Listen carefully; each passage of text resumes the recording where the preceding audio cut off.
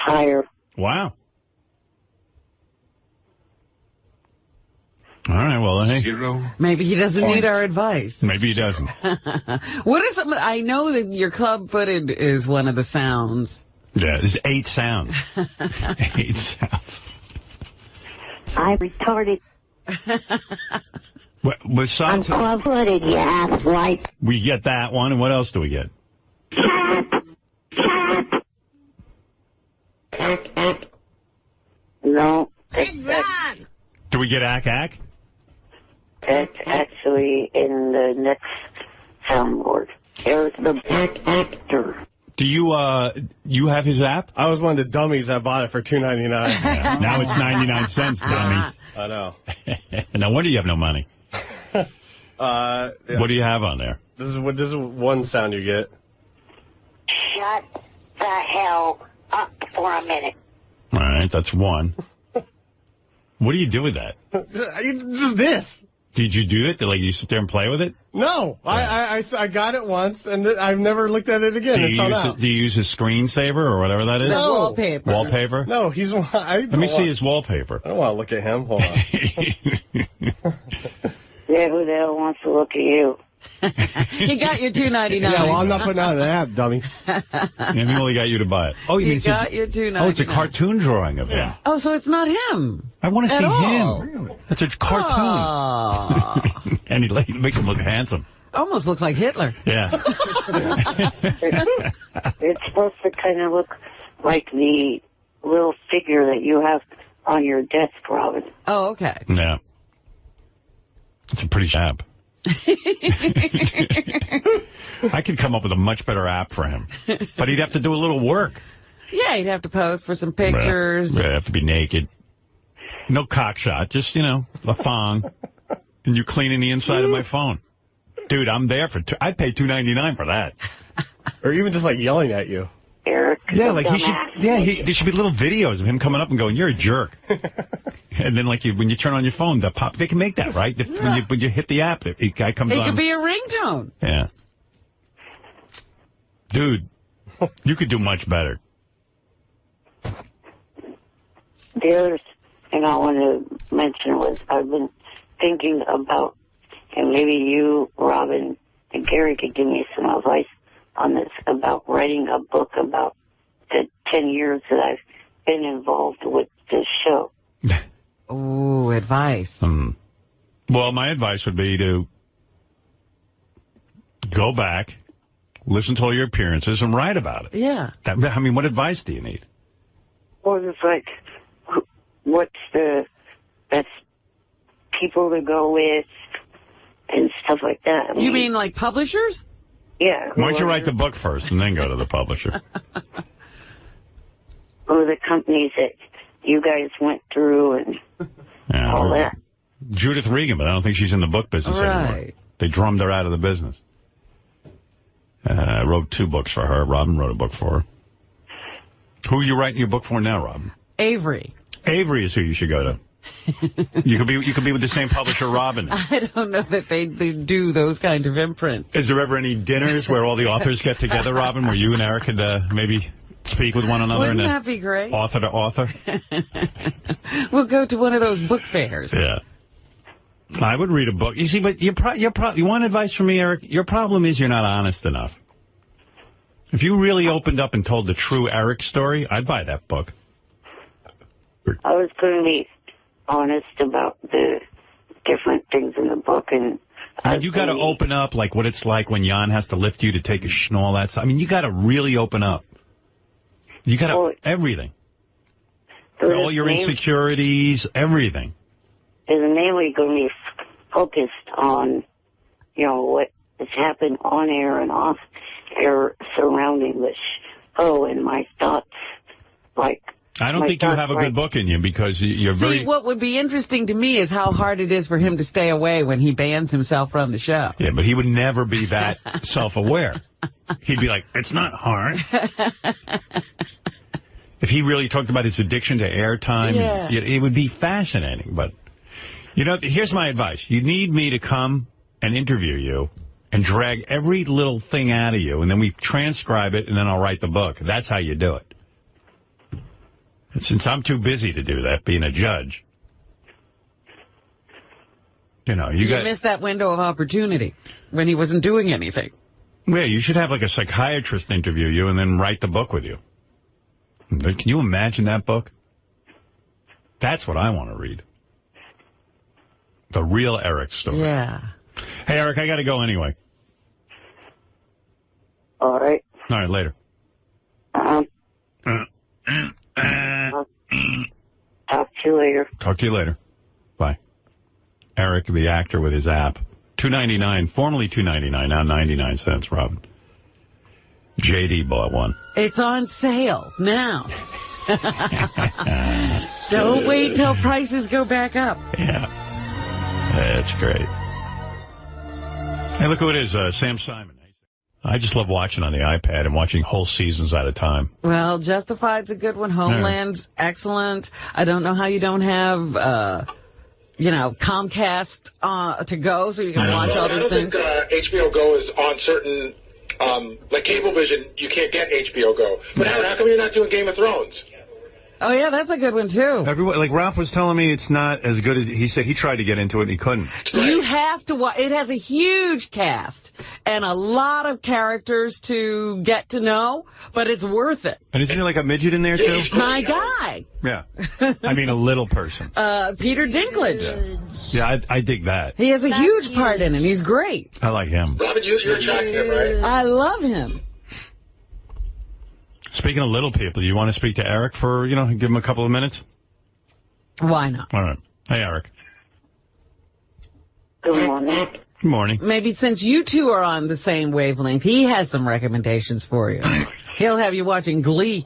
Do you watch? Yeah, he watches more gayish type television than I do. I love emotions.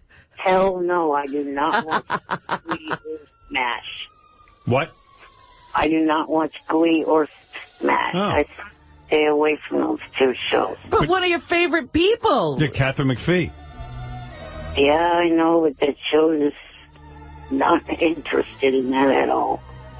Yeah, I watched 3 episodes of Smash, and it was pretty good, but, like, I just can't, I don't care enough about it to keep watching it. I can't watch it just from the promos. Yeah, Beth seems to like it. I just look at it and go, I am not interested. Yeah, she even said to me, don't keep watching it. You'll get upset. It's a Broadway play, and she plays Marilyn Monroe, and she can't wait, and the director's screwing this one. And it's Who cares? Exactly.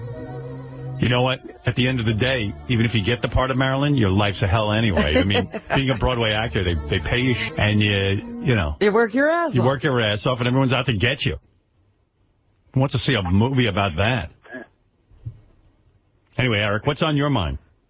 Well, as I'm trying to say, not only is that she'll have Katharine McPhee that's good looking, but the other one, Megan Hilty, is pretty hot too, but I'm still not going to watch it. I don't think that Megan Hilty's that hot. She's kind of chubby or something. I don't know who you're talking about. She's not super hot. What about, do you watch Game of Thrones? What is it? Game of Thrones. Game of Thrones? No, I have not watched that one yet, but I have watched Justified, every season of that, and that is definitely a good show. Yeah, you know what? So he recommends Justified. I should try to get... don't watch Smash. I like Justified. I should try to get Eric on some of my favorite shows, like he's been on Fringe. That's Breaking Bad. Get him. I want to get him. I do. I want to get him on Breaking Bad. I want him to be like one of those meth freaks. Right. Would you play a meth? Hey, Eric, would you play a meth addict?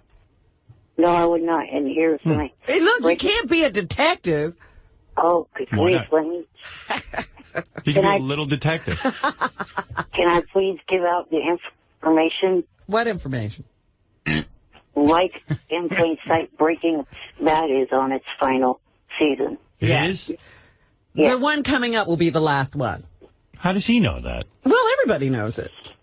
Because when I was in New Mexico, they were talking about that. Oh. The whole government issue in Mexico, the current governor, she was not in favor of having shows and movies produced in New Mexico anymore like the governor before her was. So she was trying to change things, and it made it where the shows and movies are kind of trying to move away from there. But now Are you bored? Yes. Me too. I think Eric has We're some having a information. political discussion. Like, I want to cut him off, but I was like, well, maybe I should give him a chance. Is he saying that in Mexico they don't like movies about... The governor doesn't want movies shot there anymore that don't reflect well, I guess. The governor of Mexico? There's no governor of Mexico. New Mexico. Oh, New Mexico. He said Mexico. He doesn't want movies that reflect drug use? I guess they don't like, showing that people are sent there to be in witness protection and that they're meth labs. I don't know. You mean they don't want anything that's realistic? Right. Oh. They want to create a fairy tale. They want the Wizard of Oz. Is the only thing they could probably shoot there. I'll do that. It's a female governor, and she has actually started to bend to the demands of Hollywood. How do you... He keeps going. I know. He ain't giving up on this. No. He loves it. I'm reciting everything. I know. It's the way you speak. Sometimes it's hard to follow what you're saying. It's like Fred, right? It's like.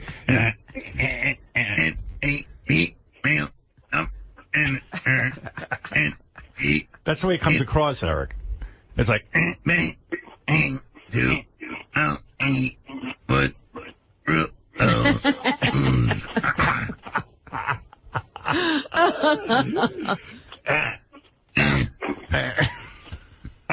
I'm sitting there at that America's Got Talent, and all of a sudden the room is quiet, and you hear. Eric's got vocal fry. Yes, he does all the time. Every woman in America is beginning to talk like Eric.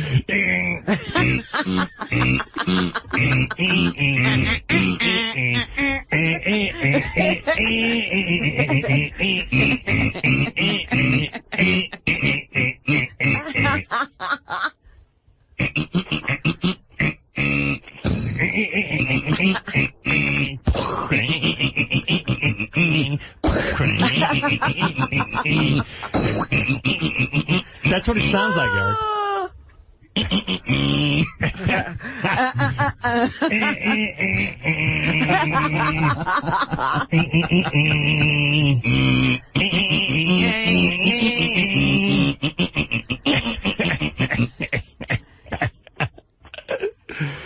Here's the theme from Ironside.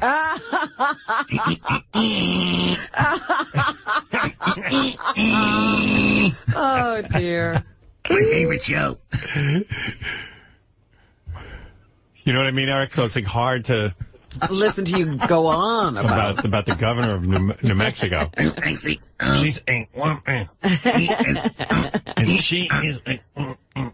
Wait, maybe we're not being fair. Beginning to bend. Eric, what were you trying to say about the governor of New Mexico?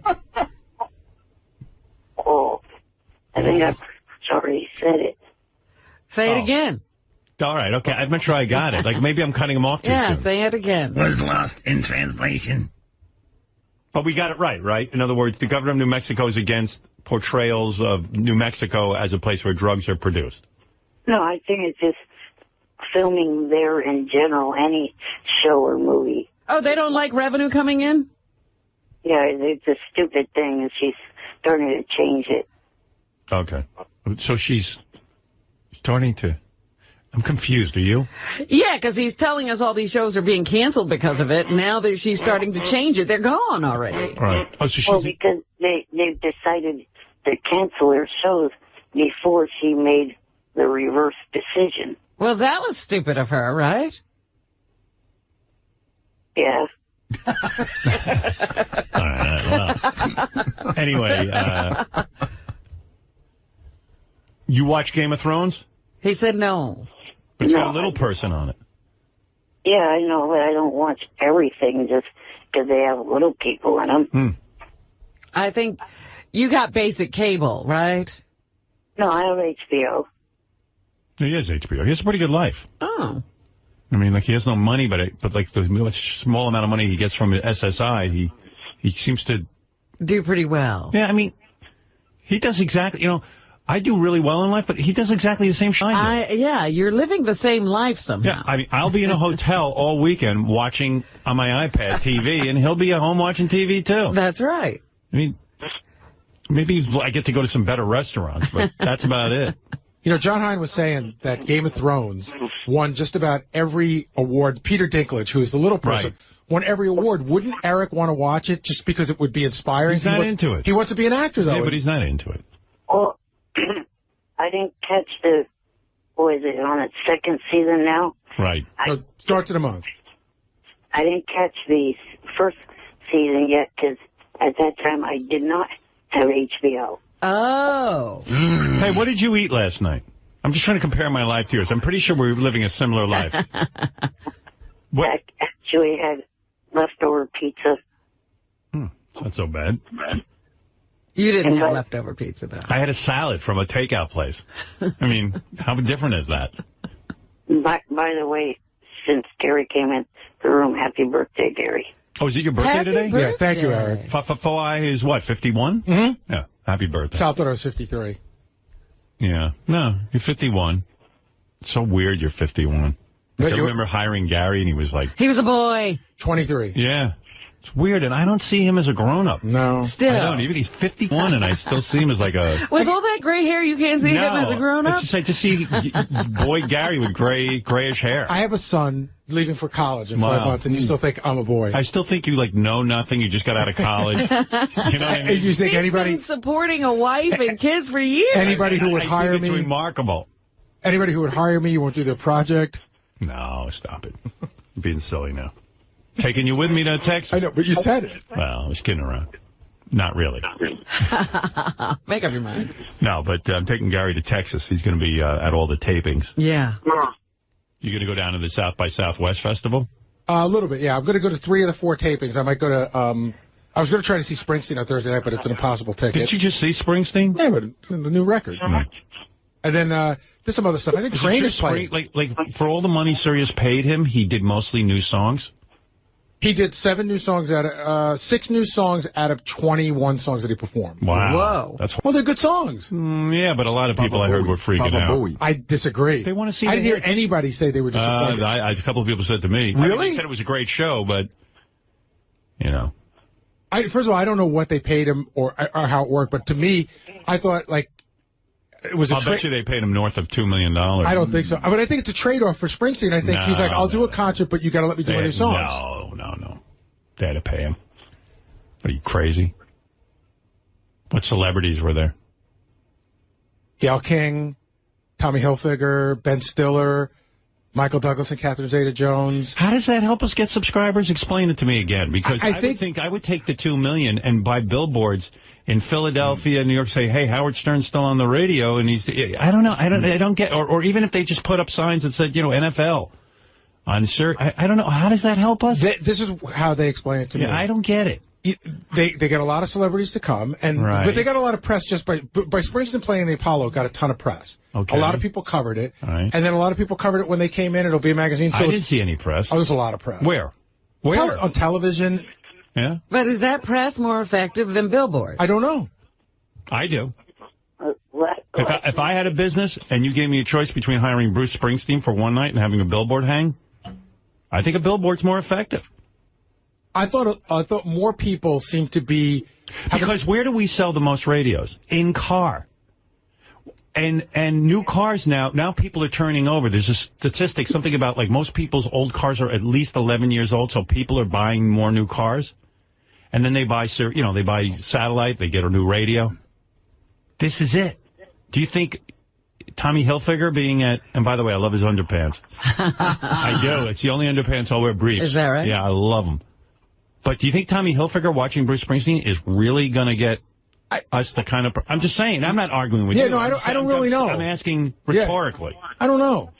I do know that it got a lot of press, even in Rolling Stone and stuff like that, but I don't know if that's more effective than a billboard. It's not. You don't know that? How come Eric's phone is making a... It's giving us a bounce. Which would you decide? You got a brand new business. It's called Baba Booey Inc. Well, that's different. We're not a brand. And you're a brand, and you wanna sell stuff in the car. Okay, I don't know what it is, like a air freshener. in the car. Where do you reach the most people in their car sitting in traffic? With billboards or on the radio? No, wrong. At Bruce Springsteen when Tommy Hilfiger's sitting and watching it. I mean, I don't mean to put a damper on everyone's fun, but if I was the dude in charge, I'd be like, guys, come on in here. Then when everyone came in and told me they want to throw a party with Bruce Springsteen, I'd smack their head into the wall. Michael J. Fox and Tom Hanks also. Oh, you didn't say that. I'm just giving you the whole list. Oh, so if it's Michael J. Fox and Tom Hanks, then it's probably smarter to have a concert. Because when I hear Tom Hanks is at a concert, I have to go buy a Sirius radio. Does it count if his wife was with him?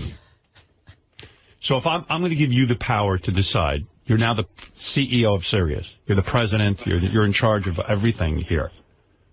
What would you? I'll give you $2 million to put up billboards in Philadelphia. I'm using Philadelphia because that's a very big market. And we're going to blanket the city with billboards. Or we're going to have a party for Bruce Springsteen and invite Tom Hanks and Michael J. Fox. And broadcast it live. Okay. To the listeners. Which would you do? Which would you do? How are you going to get... Remember, you got to get new business. I would do the billboards, but I will also tell you that... All right. That answers my question. They swear to me that it was nowhere near $2 million. Well, it had to be north of $1 million. Or it had to be at least $1 million. Okay? That's my opinion. Bruce Springsteen's an act that commands that kind of money. To get that whole fakakta band together, and then with the 27 guys on stage, it's got to be at least $1 million. They got 50 guys up there making that music, and I don't know. I got to figure it costs there's other costs. Also, you got to rent the Apollo, right? You got to get broadcast equipment, blah blah blah blah blah. By the time you're done, it's got to be at 1.5. I'm just guessing. I mean, what do I know? Nobody tells me anything. How much are billboards? I just am the guy who pays for it because I'm owed a lot of money. That's the way I look at it. But as long as you're going to be spending my money, I would rather they spend it on billboards. How much are billboards? Maybe they're too expensive. Well, maybe. I don't know. I don't know what they are. But would you be as mad if they took the money and spent it on billboards that weren't about you? I used to only care about if they sold radios. I still care if they sell radios because, quite frankly, that's what pays my salary. I want the company to be successful, and I still own some of that fakakta stock. So I wouldn't mind seeing it go up. Honestly, I wasn't privy to the 37-cent, options. There were 37-cent options? Well, there were a lot of people who took them, and then they just pay out about $200 million or $19 million. I read everything on the company. There's a whole bunch of people making a whole bunch of money. I could use some 37-cent options. They sold off 40% of the company, and now the guy's got $6 billion. I know. But they sold it for $500 million. So you go figure it out. I was going to buy 10,000 shares when it was a nickel. Yeah. But then I also realized it was that weekend where they weren't sure what was going to happen. I also realized by Monday it could be worth nothing. Right. Yeah. So I didn't do it. But if I did, it'd be worth a lot now. So I'm just saying, I do care what happens to the company. I work here, and this is where I make money, and I want it to be successful.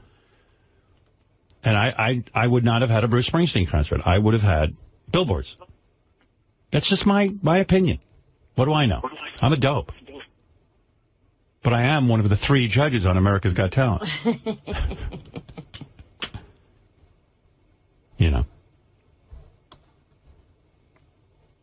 I know Tim Sabian went to the concert. He was there? Yep. So what is Bruce doing about the deaths of Clarence Clemens and Do you really want to know? Clarence's nephew. I could get into the whole thing. Isn't Clarence's nephew or somebody being hired? They have a full horn section now instead of just one guy. But Clarence's nephew comes out and steps out 2 or 3 times to do the solos. But there were times during the show where he sort of stopped the show and referenced the fact that Clarence wasn't there. Yeah. Is it weird that he's not there, or is it okay? Both. Yeah. It's both. It's weird that he's not there, but then Clarence's nephew is so good, and he's really young. Does he look like Clarence? Is he big? No, he's big, but he's got like bushy hair. And Do they call him the big man? No. Oh. But he I think he's 23. He looks like he's 18. He's got a baby face, and you just sort of you feel you want him to do well. Right. You know what I mean? You're he's in a tough. He's in a tough spot, and you just want him to do well. Right. And he did. He did great. Good. Do you think people root for Wolfgang Van Halen to do well? I don't think so. Yeah, because he grew up privileged. Right. Like, I don't know Clarence's nephew. I don't know how he grew up, but my imagination had probably... I'm not sure Clarence was that privileged. I think most Van Halen fans, I being one of them, want Wolfgang to leave and have Michael Anthony come back. But I haven't seen Wolfgang in action. But I'm still not sure. I'm with what you said the other day. What did Michael Anthony do so wrong? I'll tell you exactly what he did. That I can answer, because I'm a big Van Halen guy. Michael Anthony had the nerve to side with Sammy Hagar and say he liked Sammy. But I think he only did that after knew he was on the outs. No, but he was vocal about it. Because he continued his relationship with Sammy, that the two brothers there freaked out. You know, they couldn't handle it. Those two are like wickedly angry. And close. They never differ with each other, no matter what. And because they're brothers, it probably makes sense to them to have Wolfgang in the band. So now it's 3 Van Halen. If they could get one more who could sing. Right. They'd be all, yeah, they just, David Lee, if he was David Lee Van Halen. They'd be thrilled. Right. But they can't. Well, do you think they, because sometimes Max's son plays drums for Springsteen. Oh, is that right? He's great, too. And he's really good. Yeah, he'll step in once in a while. You know, those guys are all in their 60s. Yeah. I bet you Bruce likes playing with younger guys, too, in a way, you know? I think Max is an amazing drummer. I really do. I love watching him drum, but the couple of times... Doesn't Max look like a guy who can't drum? Like, he doesn't look like a rock and roll drummer. He looks like an accountant. Yeah, right. It looks like my accountant sat in and decided to bang on the drum. But he's a great drummer. But don't you also, like on the kid in the Foo Fighters, Taylor Hawkes, who plays drums? Like, he's got a cool image when he plays the drums, so like you can see why he's there. Like, doesn't Dave play the drums? Yeah, but not in Foo Fighters. He doesn't. He hired Taylor Hawkins or whatever his name is. Yeah. And he's cool. He's got the long blonde hair. Like, those guys are having a bromance. They go everywhere together. Right. And, you know, Foo Fighters don't hang out together except for those two. It's just sort of like Joe Perry and Steven Tyler used to be the two that hung out, and the other guys didn't get to hang out. And wouldn't you, if you had a band, want like a cool, like Max looks like he doesn't look rock and roll. I would tell you, Bruce tried to tour without the band in the early 90s, and people freaked out. Right. He went out and got young musicians, and people freaked out. And I will say that when Max's son steps in, because I've seen her do it a couple of times, to me, the band does seem a little energized. A little more crisp, I bet you Bruce gets a little bounce in his step. He actually plays like Dave Grohl. He's got like long hair, and his arms are flailing all over the place, and brings a high energy. Yeah, I bet you Bruce likes it. You sit there with those alta cockers. But I think Bruce is what's cool in the band. Right. Yeah. I don't think anybody else is all that cool. Right. Steven tries with that schmont on his head. Yeah, but it's really Bruce. I mean, Bruce puts on an amazing show. But they have a lot of that, going to the mic, almost kissing sort of stuff. Yeah, it looks like everyone has really stinky breath. Because when you're on stage and you're singing that long and sweating, when those guys do that move where they share the mic, and obviously they don't have to. And I always think the guy who wants that is little Steven wants that so he can show how close he is to Bruce. It's like a whole thing. Right, he could sing on another mic. Of course. He just wants to, he's kind of like, hey, man, look at me and Bruce. Look, we can share the same mic. There was Does Bruce go over and do that with Nils at all? No. No, not as much. With Patty I think Nils gets Patty. Yeah. And then there's one song where everybody leaves, and it's just Bruce and Patty. It is exciting when they share the mic for some reason, but I don't know why. Why is that so exciting? I don't know. I will tell you, they do it. In the late 70s and make out. In the late 70s and the early 80s, there was a weird thing where Clarence and Bruce would share the mic, and at the end they would kiss. Not like make out, but they would lay a big smack on each other. And I always on thought their that was lips? And I was it was a little weird. There were pictures of that circulating. Always weirded me out. What is that all about? I don't know. That's just weird. I mean, why would you kiss? Don't know. They don't see each other? But I've seen, at a couple of concerts, I've seen Patty, Bruce, and Steve all on the same mic. Yeah, the older I get, the weirder bands are starting to look to me. Like it's just starting to look a little pathetic. Well, I mean, okay, Aerosmith. Right. Don't you think on 60 Minutes... They looked a little old. My wife said that they all wear those scarves because they're covering up their turkey necks. Right. I wear turtlenecks to cover up my turkey neck. But you don't have one. No, I don't, but... I'm going to be getting there. I want to be prepared for when I do. But, because those guys are 63? 63, 64, in that area. I'm 5 years away from that. That's going to happen to me. What do I think? I'm going to be different? Yeah, but they did the rough life is really showing up now. Yeah, it is. Yeah, don't you think when you get to be 65, you'll say, okay, I didn't do all that, so I'm going to look better. You hope. But you know what? Time is cruel. No, that's why. Who's the guy that died that was like the health nut? Was it Yul Gibbons? I don't know. One of those guys was like a crazy health nut in the 70s. Yul Gibbons. He used to eat tree bark. He had tree bark. He died. He was like 52. He had a heart attack. Cancer like of the anus or something. He had a heart attack. Oh, he did? But that whole sharing the mic and everything starts to look kind of funny, you know? Yeah. Like, why are you doing that? They could hardly get there anymore. When they were young, thin kids, you could actually get close to the mic with another grown man. And maybe they shared a mic because they couldn't afford all those mics. Now it looks kind of strange. Now it seems like it's kind of like a thing. Right. But see, now I know too much because, like, when I saw Springsteen and Little Steven do it, it looked cool. But then when I was watching the Aerosmith special, I go, wow, they're sharing the mic. They hate each other. Yeah, I know. I always thought it was cool when Joe Perry and Steven shared the mic. But one guy talks about how he hates the other guy, and then they go to the clip of them sharing the mic. I know. It's weird. Maybe we should share a mic sometimes, Robin. Come on over here. Get close. I'd be like, oh, God, I hope my breath doesn't stink. Hey, Eric, I got to go. So did you want to say anything else? Well, I was wondering if there'd be a chance of making you some kind of deal here. All right. Now, I definitely would like to go to the premiere of Mirror Mirror. And you said that if I did the questions that you would consider it. How about this? I do the questions if you help me in a couple of things. One, raise my Twitter followers up higher than it is now. And two, help me raise the number of apps sold. Wow. What does he want to go to? Wait, let me get this straight. He wants to go to Mirror. What is that? I don't even know what that is. That's the new Julia Roberts movie where she plays Snow White. Well, what do you think? What are there, dwarves in that? That's where he wants to go. Marty is one of them. That's right. Marty was talking about it. Eric loves to go to stuff where there are dwarves. Have you ever banged a dwarf? No. I mean, you know the list of females I've banged. I've talked about them on air with the Bunny Ranch and Love Ranch. Girls are the only ones. Don't you think you should shoot for a relationship with a dwarf? I don't know. Yeah. Do you go to those conventions? That's where you hook up. Yeah, I hear guys get laid all the time. Are you attracted to dwarves? I've seen a few. There's two that are in Hulk Hogan's wrestling company that are really good looking. Yeah.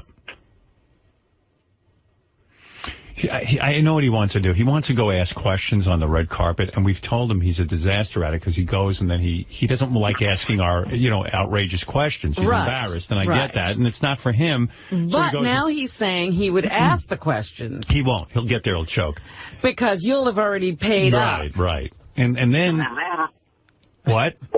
Oh, that thing is echoing again. And then what he does is he gets out there and he interviews them the stuff he wants to ask, and he's like, my questions are interesting, and they're not.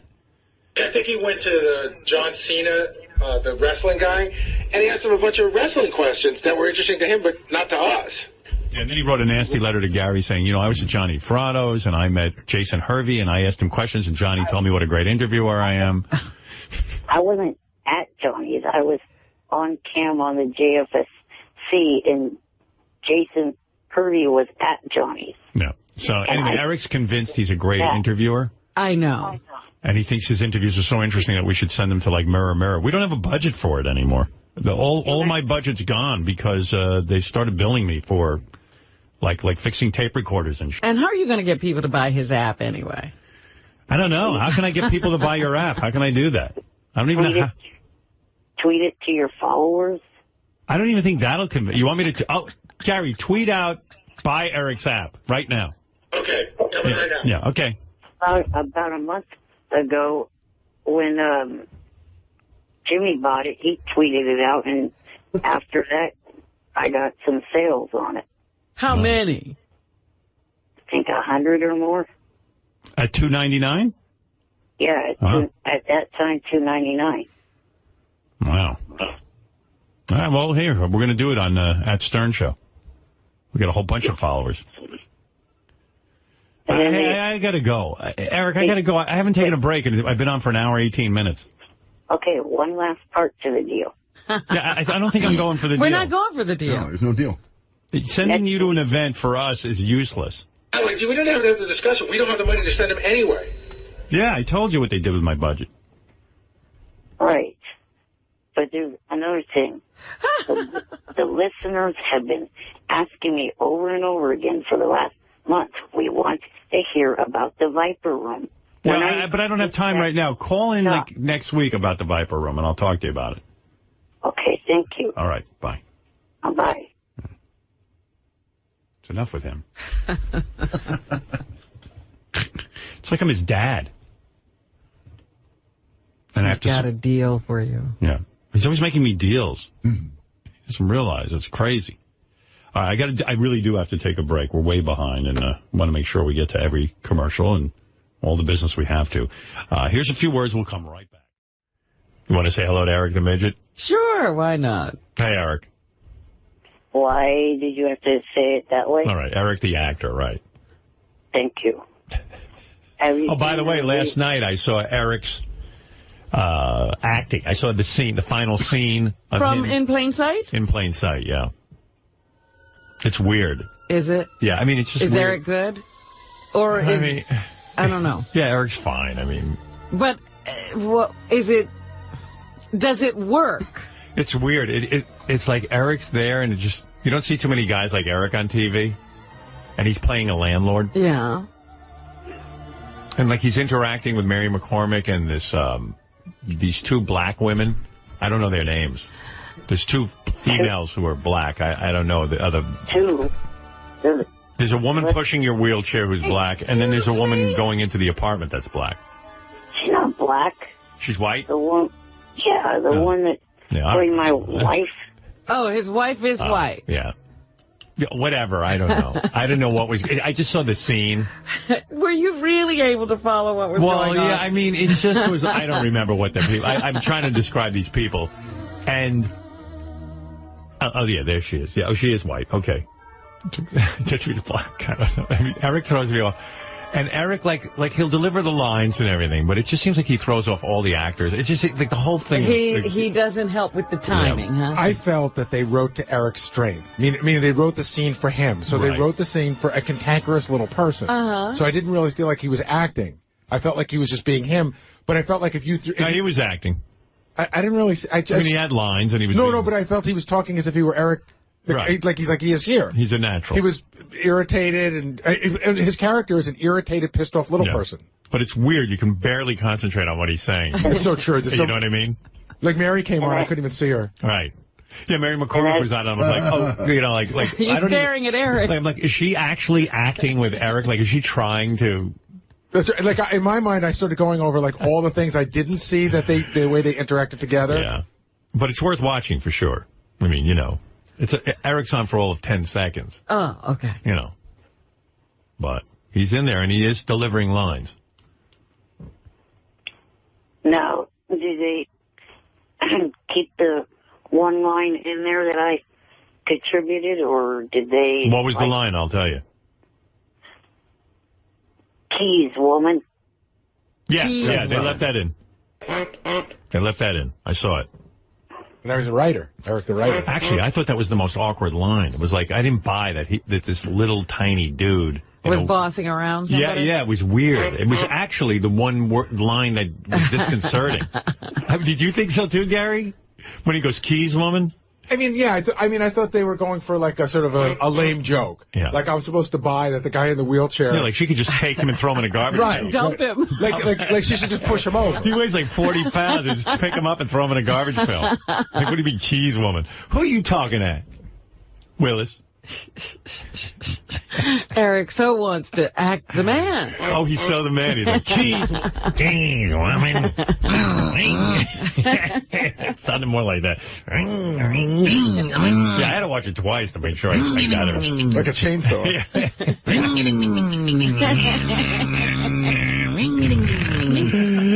Keys, woman. Blow me down.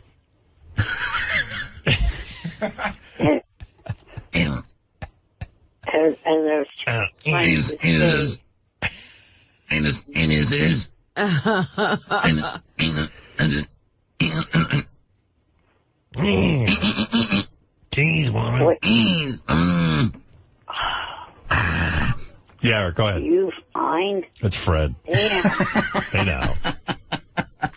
All right, calm down, Fred. Sorry. Eric's trying to say. All right, what did you want to say? I'm sorry. What you hear on air here and on that show was an act. This personality that you hear on air is a fact. Oh, you're different? Not my real personality. Yes. Oh. Well, that is true. I do. Sometimes I meet Eric in person, like at America's Got Talent, and he doesn't say anything. He just kind of stares at you. So if he's speaking, he's acting. I guess so, because like I go to him, I go, hey, Eric, man, how do you like being here? And he goes, he's just staring at me, and he goes,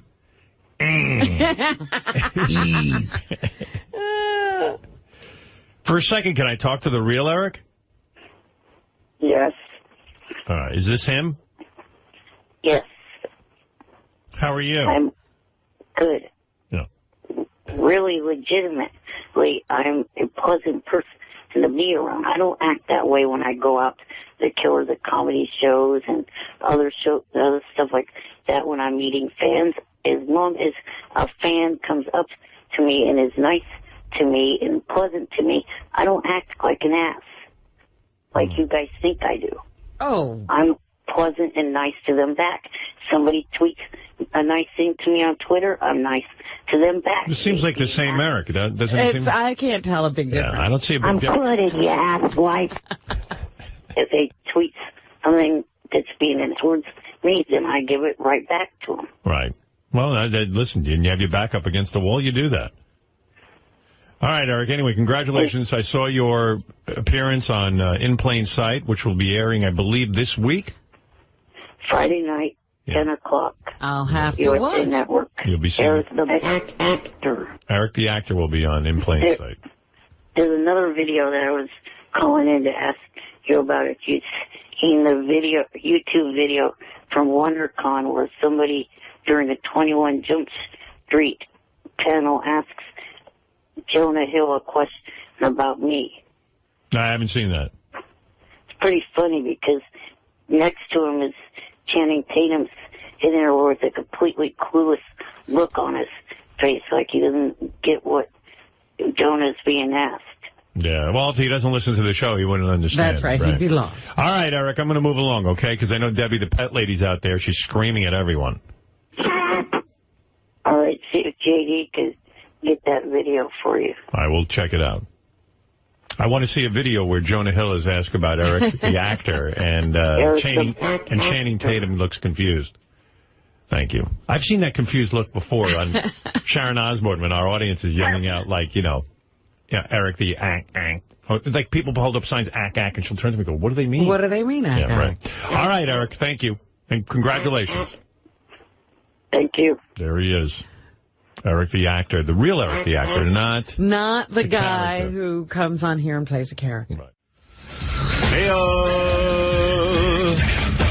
Hey now, Gary was just telling me he went to see the movie Hunger Games, which made $155 million. How did he like it? He said that if you read the book, that the book was way more violent, and they turned the movie more into a PG movie as opposed to an R-rated movie, which might have been more true to the book, but nevertheless they made $155 million. Well, people have been hungering for something to go to see, actually. Yeah, so you liked it.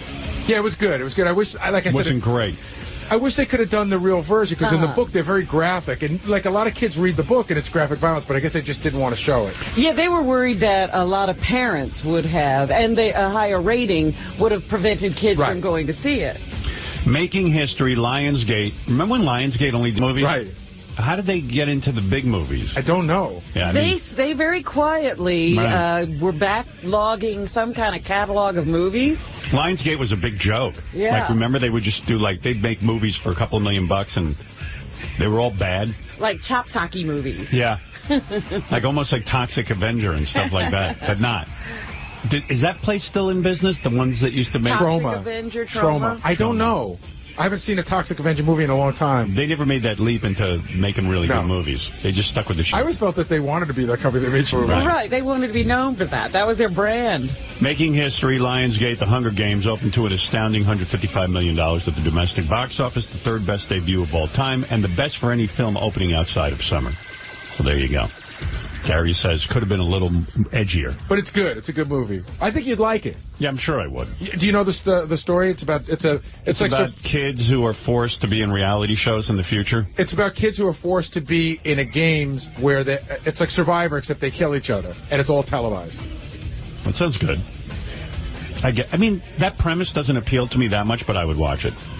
There's supposed to be a good story around it. There's 2 more coming, by the way. Are there? Yeah. No. All right. Well, there you go. Hey, I'm sure they're happy they didn't have a John Carter on their hands. Yeah, that was officially declared a flop by Disney. Mm-hmm. And this one didn't cost that much money. It only cost $80 million to make. That's all? Yeah. I mean, for an action film, that's cheap these days.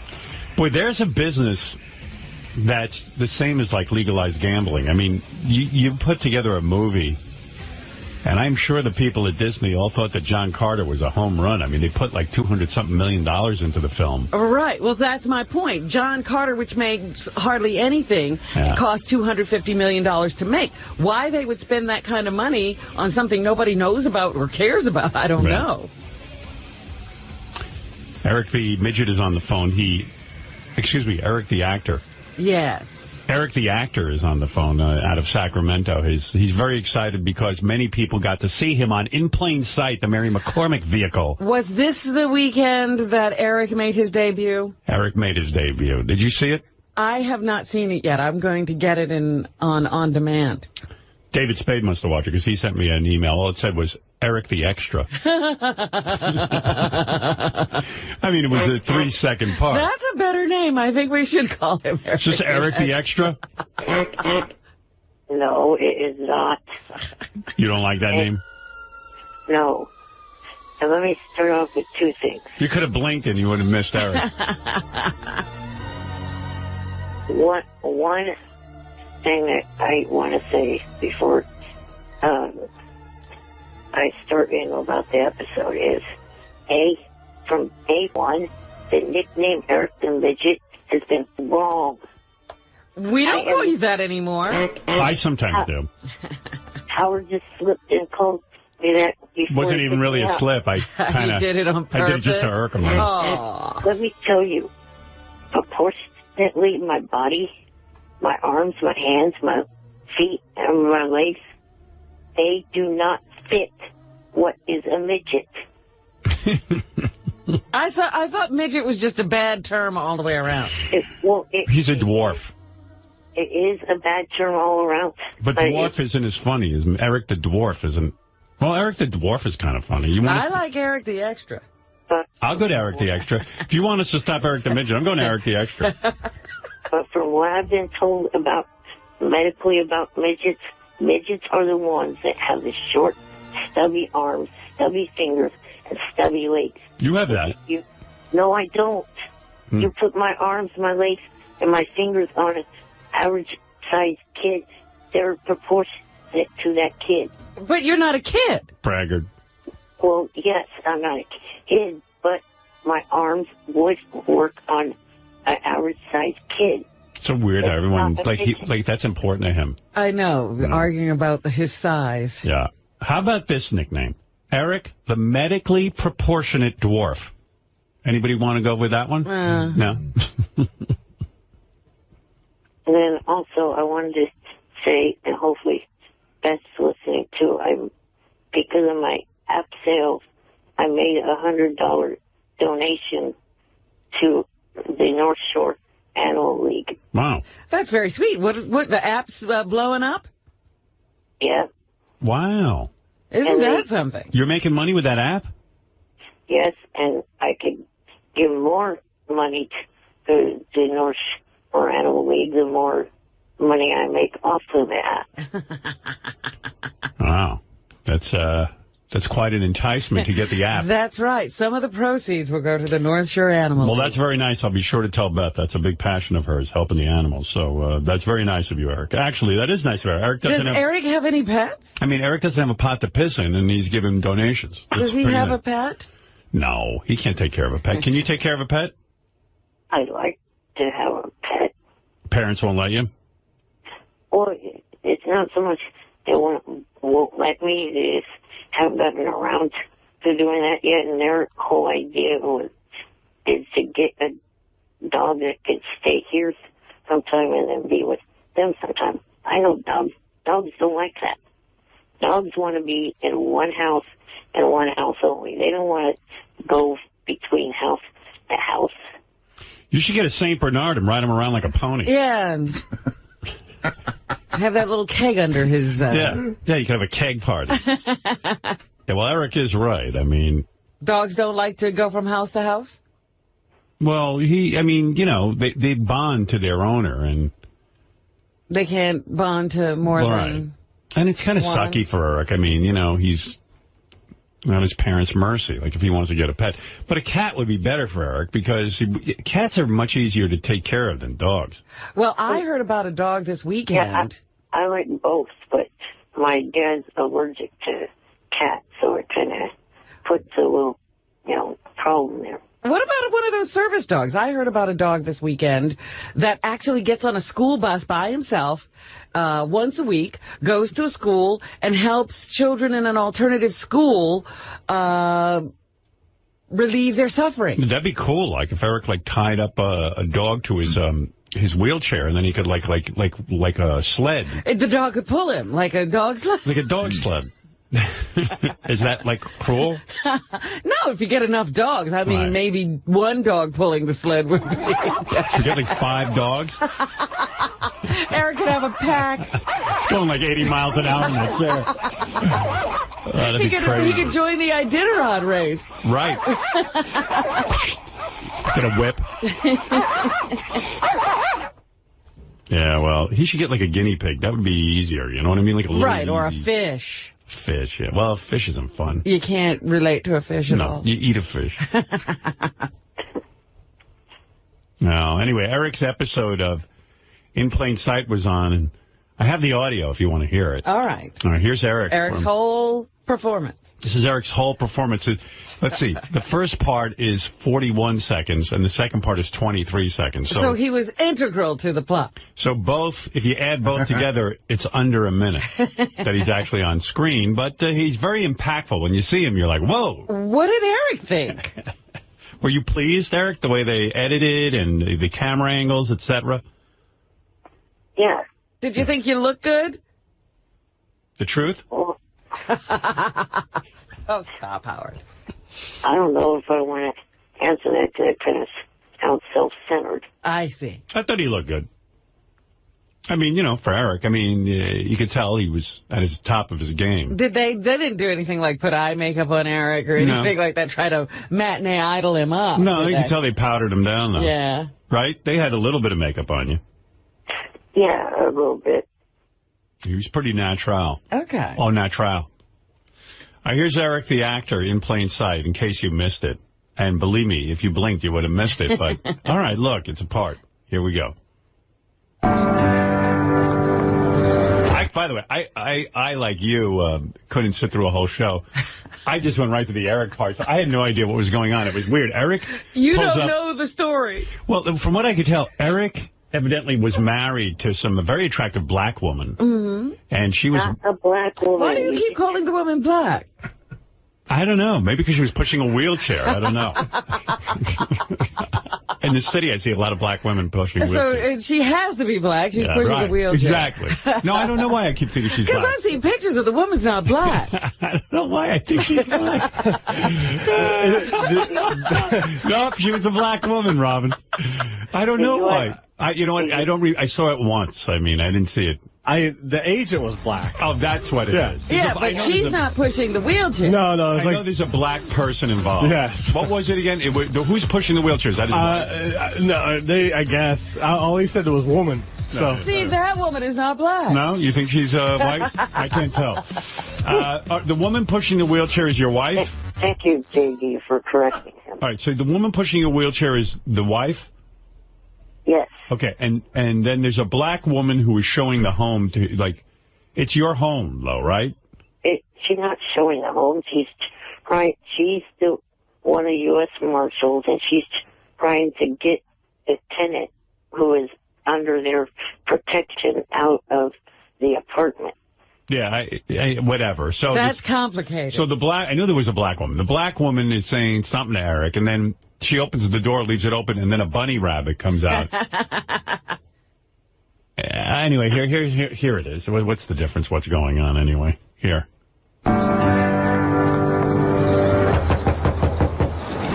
You that reporter I called?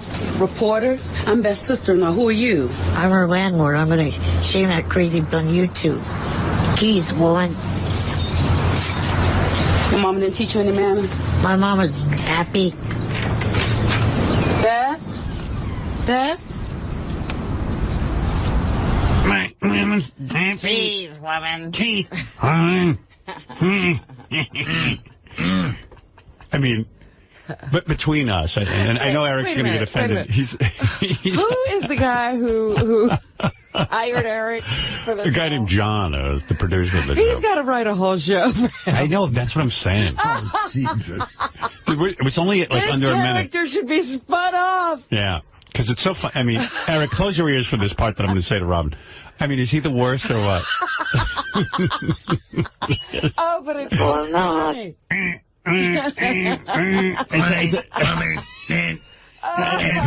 There's no voice inflection. There's nothing. It's just Eric. It's great. Please, woman. Keith. Woman. Keith. Woman. I got to hear that part again. Wait. Eric, you're the best. Hold on. Let me play this again.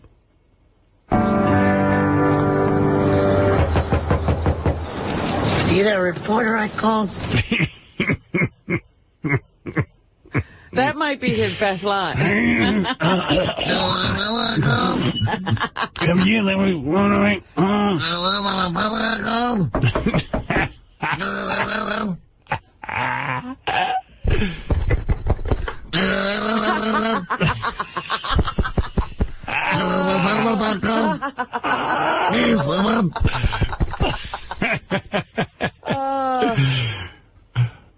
Reporter? I'm Beth's sister-in-law. Who are you? I'm her landlord. I'm going to shame that crazy on YouTube.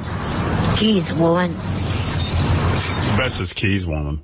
It's my favorite part of Eric's scene. You know, there's not a lot to really... No. I'm the landlord. I'm going to shame that crazy bitch on YouTube. Keys, woman is your ad-lib, That was Eric? his ad-lib. Yes. Excellent. That is excellent. That part is really good. I like when you ad-lib. Your mama didn't teach you any manners? My mama's happy. Asshole. How about one day we do a retrospective where we play In Plain Sight and Fringe? All of Eric's acting roles? Yeah, we do a whole thing. We have to get Friday Night Lights then, too. Was he on that? Yeah. No. Wasn't it? What one were you on? Yeah, what are you hallucinating? I played a football. What were you on? American Dream. American Dreams. Who got him on that, us? You. I did? Yeah. I don't even remember that one. Yeah, we'll get all 3 appearances and do a whole film fest. A retrospective. American Dreams was at least 10 years ago. It's a Dick Clark show. It took place in the 50s. And again, what do you got, Eric? 30 seconds on that one? Yeah. Unless it's 2015, it was not 10 years ago. Very good math. Excellent. It was 7 years ago. It seemed like 10 years ago. Eric got you on that one. Genius. Ouch. Nice math on there, Eric. Proud of you. Proud of you. Anyway, yeah, so let's get American Dreams, Fringe, and In Plain Sight and play them all back to back. All right. That'd be pretty good. And then maybe some other people will hear it and give Eric more of a part because... I'm telling you, Eric needs his own show. Well, we're only 20... This is a very strong character. We're only 21 seconds in, so there's a lot more. Howard. Yes? I'm looking at IMDb. So it says for actor, for Eric, he's done 2 acting gigs, Fringe and American Dreams. The new one isn't up yet. But then it says Howard Stern on Demand, and it's got the name of his episodes. Eric the Midget can't get an oxygen tank for In Plain Sight. Eric the Midget quits. It's the funniest titles. He's either quitting or getting an oxygen tank. Struggling for oxygen. Eric, out of all your parts, what do you feel is your best part and best work? I'd say maybe the latest. In Plain Sight? This is the one you enjoyed the most. And why do you feel that way? Well, my head stayed intact. His what? Head stayed intact. He got blown up in Right. Fringe. Was that your most difficult part, the Fringe one? Yeah. He's a fascinating interview. Whenever you interview Eric about his acting, it's always so in-depth. Well, you know, he's so humble about his acting. Right. It was more comfortable doing this role than it was doing the Fringe one. I got to stay in my, actual wheelchair.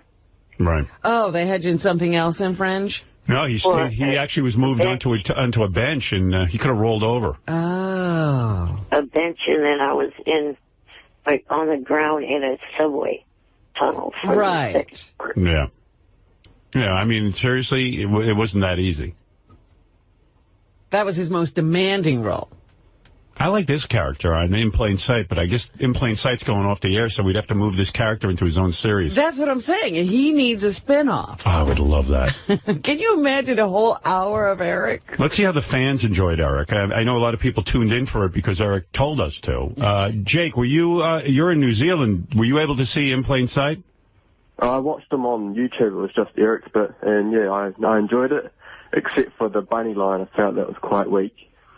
Yeah, I know. Bunny line was weak. Well, we're getting to that. Well, I'm sorry. I interrupted it. All right, thank you. Thanks. Well, it's a positive review, Eric. All right. You'll take it. Yeah. Guy enjoyed it, except for your bunny line. Well, which we're getting to. We're only 21 seconds into an under a minute performance. We're stretching it out. Dad?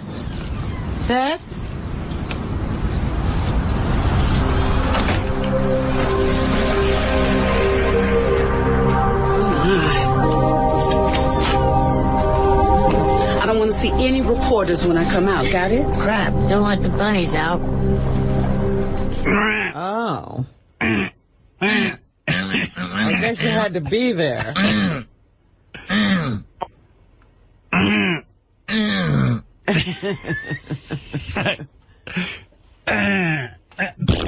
Somebody's got to come up with a script for an Eric show. Well, I did come up with some idea, but Howard TV didn't have a budget for it. I wanted to get Eric into a full-length, like a 30-minute performance.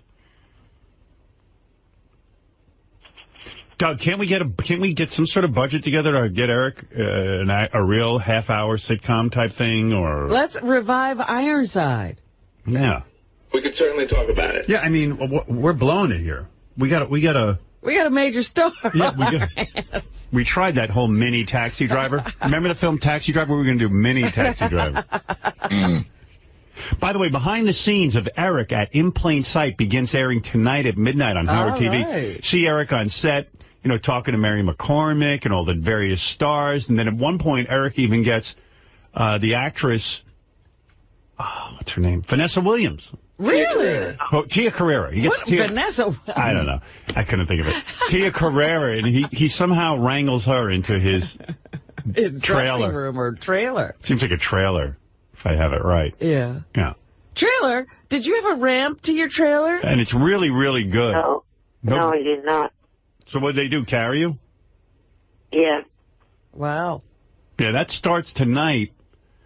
And it's really good once Tia Carrera gets in his dressing room because he makes her come all the way over to him because, she hears this guy in a wheelchair. She's got to go. Right. Unless you're a complete prick. Her publicist gets her and says, look, there's a guy in a wheelchair here. Hi, Eric. And he's like, And then she goes, hi, how are you? I understand you're doing In Plain Sight today. So am I.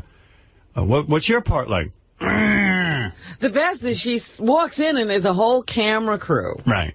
Standing around Eric. And she goes, oh, these guys follow you around all the time? Yes. He doesn't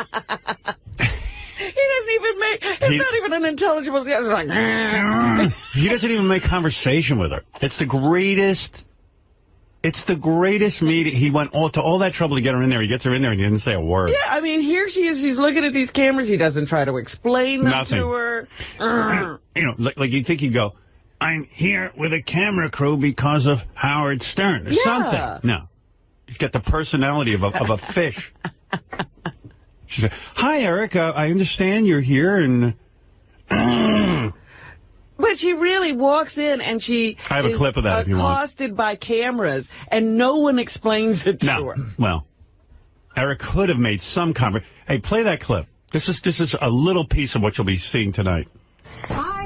Hey. Hi. It's only on one channel. Your Wayne's World and True Lies. I know, 150 years ago. No. Hey, nice to meet you. He's a big fan of yours. They were all set to take him back, but he wanted to wait to say hi to you. And he's been asking about you all day. Yeah? Because he saw your name on the call sheet. Oh, my goodness. Yes. The tango teacher. Do you have these guys following you around everywhere? Yeah. Just today. Yeah, just today. This is a big day. So you finished working today already? Yep. Oh, cool. Yeah, knocked out all the scenes and good to go. Nice to meet you. Tia Carrera is definitely there he is. But that was the whole if it wasn't for Shuley and everybody else oh my God. Speaking for him. You have these guys following you around everywhere you go? Eric, what happened? Would you choke? No, I could have spoke, but they answered before me. It's true. He does have a lot of people answering for him. Well, he should have told them to shut up. Shut up. Oh, my God. Oh, yeah. So you have these guys following you around? So you done for the day? Then she got out of there. And Shuley's treating you like a little kid. Yeah, Shuley. What the hey, Eric's a grown man, Shuley. Shuley's like answering all your questions for moving in on Tia Carrera. But in that sort of baby way. Yep, he's finished up his work for today, ready to go home. Eric, are you sick of that Yeah, that wasn't cool. Yeah, I mean, like, Shuley's acting like you're 4. Yeah. I mean, really, he really is. Like, Tia Carrera, like, Eric's the one who masterminded getting Tia Carrera in there. And by the way, she is good looking, huh? Yeah. What a doll. And Eric's like got her finally in the, and Shuley's like, yeah, he finished up all his work for the day. Didn't you, Eric? He's been asking for you all day. Yeah, oh, great. Yeah, make it seem like I'm a tool. Yeah. This little been asking for you all day. We might as well just said that. He hung around. He could have left, but he hung around for you. Do people do that all the time to you, Eric? Like treat you like you're a little kid? Not really. Yeah, I'm the only one who doesn't treat Eric like a little kid. Yeah. Pretty much, if you ask me. Everything I've witnessed, everybody treats Eric like he's 4 years old. They jumped right in there. Fire. We could remake Frankenstein's monster because Eric actually, like Dr. Frankenstein should have ended up with something that looked like Eric. You know what I mean? That big giant thing that he ended up with, this big strong. He really did end up with something. After putting like 10 billion volts of electricity through something, you should look like Eric. You certainly should sound like Eric. If I get the rights to Frankenstein, would you do like a mini remake? No, I don't think I'd do that. Why not? Frankenstein is a famous character. Hey, De Niro played him. Yeah, but that's not enough acting for Eric. He's right. What are you talking about? Frankenstein's the whole thing. Yeah, but him to show up. Yeah, but he doesn't have anything to say. You want Eric to talk. You know what I mean? But this is perfect dialogue. Yeah, but that's it. Yeah, that'd be cool. Like the guy takes off he puts this big giant thing through electricity, and all of a sudden Eric comes out. It's like, oh, she burned him. He's horribly damaged. And just to let you know, I would have, if I had known that Tia was going to be on Celebrity Apprentice, I would have brought that up, which is a much newer thing for her than the other two things I did. Yeah, he went, I saw you in Wayne's World. And True Lies. And True Lies. But that's not great conversation either, Eric. Yeah, well, he tried, but Shuley, I feel, kind of cock-blocked him. with his baby talk. Yeah, he finished up all his work. Hey, play that clip again. Listen to Shuley. Everything up. Shuley acting like he's all superior to Eric. All of a sudden. And that's Jan's job anyway, to, do the baby talk. To at least talk for Eric. Jan knows not to say anything. Right. Hey, play that again, you guys. I want to hear Shuley. 2 seconds. Okay. Give him a sec. They got to re-cue. That's, rewind for those of you not in the business. If he ever had a shot with Tia Carrera, they blew it for him. Shirley's like, no accident in your pants today, huh, Eric? Hey, what is it? My diapers are clean. I don't wear diapers. I know. I'm saying he's treating you like a baby. Yeah, I'm on your side, dude. You say that 50 don't saying that to me on Twitter. All right. Well, block those people. Hi. I remember you from Wayne's World and True Lies. I know, 150 years ago. No. Hey, nice to meet you. He's a big fan of yours. They were all set to take him back, but he wanted to wait to say hi to you. And he's been asking about you all day. Yeah. He saw your name on the call sheet. Oh, my goodness. Yes. The tango teacher. Do you have these guys following you around everywhere? Yeah. Just today. Yeah, just today. It's a big day. So you finished working today already? Yep. Oh, cool. Finish work, Got all the scenes and good to go.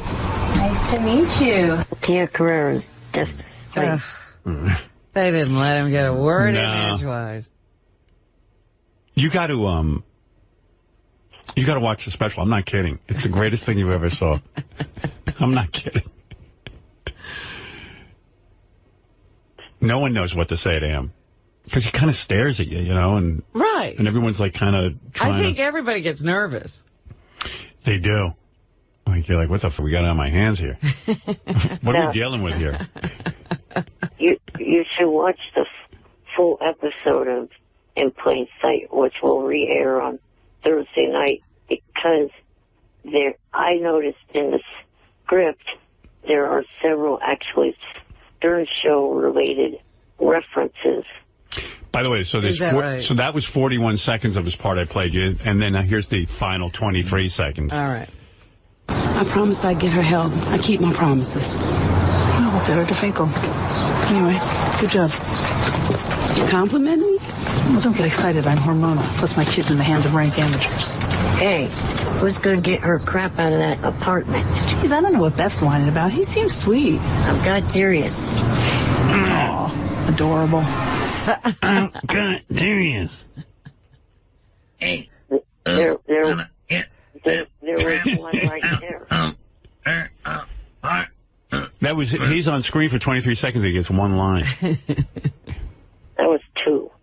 Wasn't? Maybe you're right.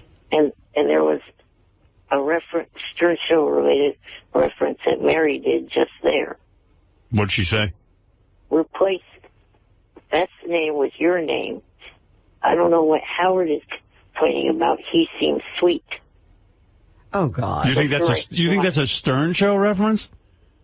Well, holy mackerel! My real personality and my on-air personality. My real personality is sweet. My on-air personality that you complain about and others complain about isn't. I think you're stretching there, Eric. Yeah, Jerry wants to comment. Jerry, yes, hi, you're on the air in Philadelphia. Good morning, Howard. How are you? Morning. I think he needs to be on Inside the Actor Studio with James Lipton. Yeah, wouldn't that be great?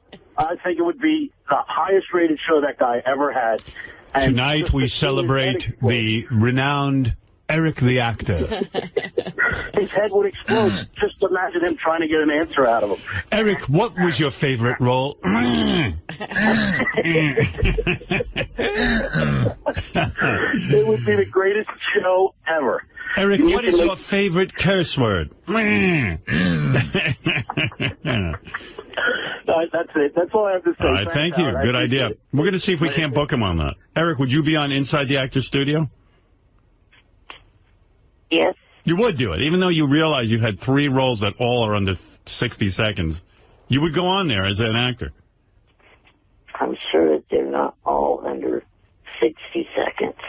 Let's see. Some of them are less. I have American Dreams here. Let's see, 49 seconds and 10 seconds, so that's just under a minute. And the Fringe thing is 22 seconds. Yeah, as it turns out, all your acting is under a minute. They can't wait to hustle you off the screen. You want to hear his American Dreams? You want to do the retrospective? Let's start. All right. And we were hoping to fly to San Francisco. We have family there. My older brother. Oh, well, have you ever flown before, Eric? No, this is my first time. Oh, well, let's see what we can do for you. And that's that. I think he was better on American Dreams, honestly. Yeah, his acting was better there. Yeah. That's it for American Dreams. Sorry. That was 10 seconds. That one is under a minute. You're right. Fringe is a little over a minute, 49 seconds, and then the head blowing up scene is 22 seconds. Oh, so he actually gets screen over time. A minute. Yeah, he is over the minute on Eric the Extra. It's pretty good. You want to hear him on Fringe? Sure. All right. Hello. Hi. What's this? It's a box. Well, what's in it? Well, as with most things in life, the reality would pale in comparison with one's imagination. And isn't it better to wonder?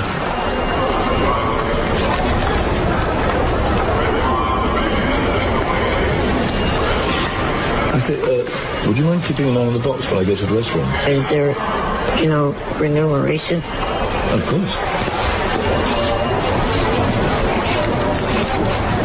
There you go. I won't be a minute. Okay. You know what?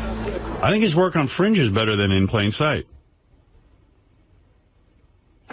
I guess we've kind of blown the retrospective show. There's nothing left to play. That's it, except for him getting his head blown up.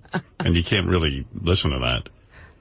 You want to hear him getting his head blown up? Was it on purpose that he said the word wrong? Remuneration? Yeah. I think before you hooked into her, I used to say to Robin on the air, there's a girl I'd like to bang. Oh, Howard. I love her. Right in my stomach. The whole world thinks this. Yeah, I mean, she's cute. She's and she a kind beauty. of bops around. So I understand the attraction, but what is it because she's the famous Katy Perry? I can explain it thusly. Yeah. When we were doing the rehearsals for that, for the MTV VMA Awards in Radio City Hall, I was showing off to a group of my friends. It was all like a rehearsal. So like the people were prepping the room. There's like roadies and henchmen and teamsters and people's entourages all moving about. The atmosphere of before a big show. People are edgy and nervous. I'm showing off to a group of my mates and a group of producers and such like. I thought I was being dead funny. In fact, I'm pretty sure I was being funny. People were laughing unless it was the sycophantic chuckle of people who don't really believe in me. Right. During the midst of this, across the air, from nowhere, apparently, a bottle struck me on the head. A bottle that was half full in rehearsal. Or half empty. Yes, in like rehearsal. A water bottle? Yeah, a water bottle. Right. Yeah, it hit me on the head. Right, and I looked in the direction of where it had come, and it was Katie, right? And I was a bit embarrassed because I'd been showing off in front of my mates. So I thought, hold on a minute, this is a bit rich, all this. Yeah. And then she came on, she's all sort of wisecracking and being sort of like rude and that to me in front of my mates. My mates are sort of laughing and enjoying. I'm getting knocked off my centre, and I started to feel this weird feeling like I was ill or something. Yeah. I didn't know what it was. And then like sort of, then there was a good bit. She had to do that, she like did the intro. She was singing "We Will Rock You" from the stage. We had to practice that. We had to go up on the stage, and she went, we will rock you," singing it all half-hearted, how singers do when they're rehearsing. It makes it even cooler. They put half the energy. They just put in about half the energy, and it's still good. Still good. It's almost better. And then like she goes, just as like I come down to do, and she goes, "Oh, ladies and gentlemen, please welcome the biggest queen I've ever met." 'Cause it's a Queen song. Please welcome the biggest queen I've ever met, Russell Brand. I thought, she's funny, a smart ass. Right. So I walked to the front of the stage, and I thought this brilliant thing. She's on a hydraulic stage, and the hydraulic stage is being lowered. She's on there with Joe Perry from Aerosmith. That stage is being lowered, and I go, "Thank you, Katie, for that wonderful, wonderful introduction." Now, in a chilling foreshadow of the next 12 months, Katy Perry disappears without trace, just as she was lowered out of vision on that stage. I thought, yes, I've won. Then she put this little bracelet on my wrist, right? Like cuffed me up like a prisoner of love with this bangle. She goes, "Here, have this bracelet." And I was like, look, sort of, she'd done that just prior, and I was thinking, oh, I've got to give this bracelet back. I can't keep it if she doesn't want me. So like, just as I was about to leave, I goes, "Oh, do you want that bracelet back that you give me?"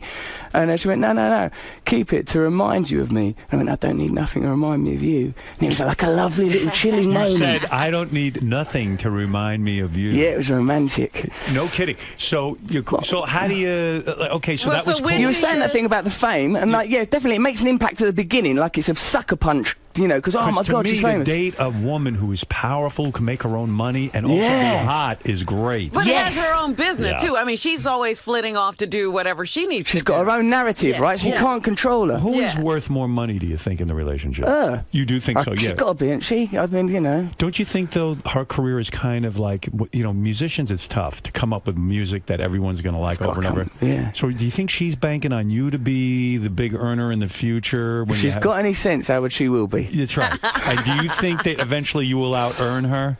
Well, I mean, I don't know about it in those terms, but I'm not planning to have a mediocre career. I'm going to work hard. You're not going to coast now. I'm not coasting. You've got 7 movies in development, from what I read. You've got this brand new movie, by the way, which I should say. Oh yes, I've got to I should. I mean, you got a lot going on. Something is needing to be plugged. All right. Yeah, what am I? Not as much as I used to. I used to need to plug everything. You're also working on the movie Arthur, a remake. Yeah, we're remaking that. Where a woman is going to play your butler. Helen Mirren, Dame Helen Mirren, the Queen. My point is, you've got a lot of stuff going on. Yes. So Katy Perry gives you this incredible sort of like, hey, I'm interested in you moment at the MTV Awards. You get on TV and you say, boy, there's a girl I'd love to have sex with, or however you put it. Well, yeah, it was much more like a feeling of powerful sort of yearning and resonance in my stomach. Now, that was new to you. Did you call her? Yes, it made me feel weird. You call her that night? She called me later and goes, do you want to go to this Jay-Z concert with her and all her friends? I thought, I don't want to get submerged into the world of all her friends, so I sort of...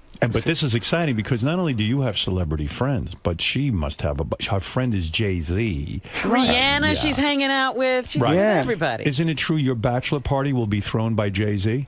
No, it isn't. Sometimes I read things like that, but if I remember, I don't drink or take drugs or anything like that. I'm not suggesting Jay-Z does, but if I have a bachelor party, it'll be a dull affair, most likely held in a garden. Right, it'll probably be a dinner of some sort. Thank you for coming, gentlemen. I am no longer a bachelor. Hip hip hooray! That was my bachelor party. A bunch of guys went to dinner and I went home. That's right, yeah. I said no strip club for me, because what's the point? What's the point? You know, if I'm really in love, do I really need that? That's right. Yeah. There's only trouble at strip clubs. No good can come from a strip club, not for a man who's getting married. No way. It's nice to use it as a takeaway service when it exists as an opportunity. Is it true Katie's bachelorette party will be thrown by Rihanna? I believe that might be the case. See, that's exciting stuff going on. I am excited by the celebrity things, don't get me wrong, because it's sort of like it seems big, and on some level it represents as important, but without the sort of like, you know, like really a relationship is in a room with someone, you think, oh my God, she's really bright and special and loving. You know? So you go out with her that night to Jay-Z. Yes. And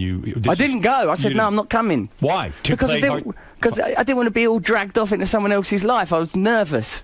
No kidding. Here you're into this girl. I would be like, wow, I'm going. You would go with the friends, huh? No, you didn't go. So it Smart, shows right? you're not... Was it calculated, though, to say to her, listen, I don't want to get to know you that way? Yeah, I thought, like, if I go there, she'll be with all her friends and I won't have no authority in that. I won't like it. So what do you say to her? How do you hook up? How do you get together? Come for dinner tomorrow night. We went for dinner the next night in a restaurant. Where did you take her, Katy Perry? Too Posh it was. Too Posh? I can't remember the name of the place. It was in New York. It was Too Posh. And you know in a restaurant where it's so posh, you're aware of the knife and fork hitting the plate. Clink, clink, clink. Yeah. And I wasn't as funny as usual. I felt off my game. What does she wear? Was she dressed sexy? She looked amazing. She was wearing some sparkling, bejeweled thing, as if she'd strolled out of Valhalla, some Viking queen. So and what did you wear? One of your belly shirts? I wore a belly shirt, of course. I'm bringing out the belly. A night like that. Well, you got a nice belly. I'll give it to you.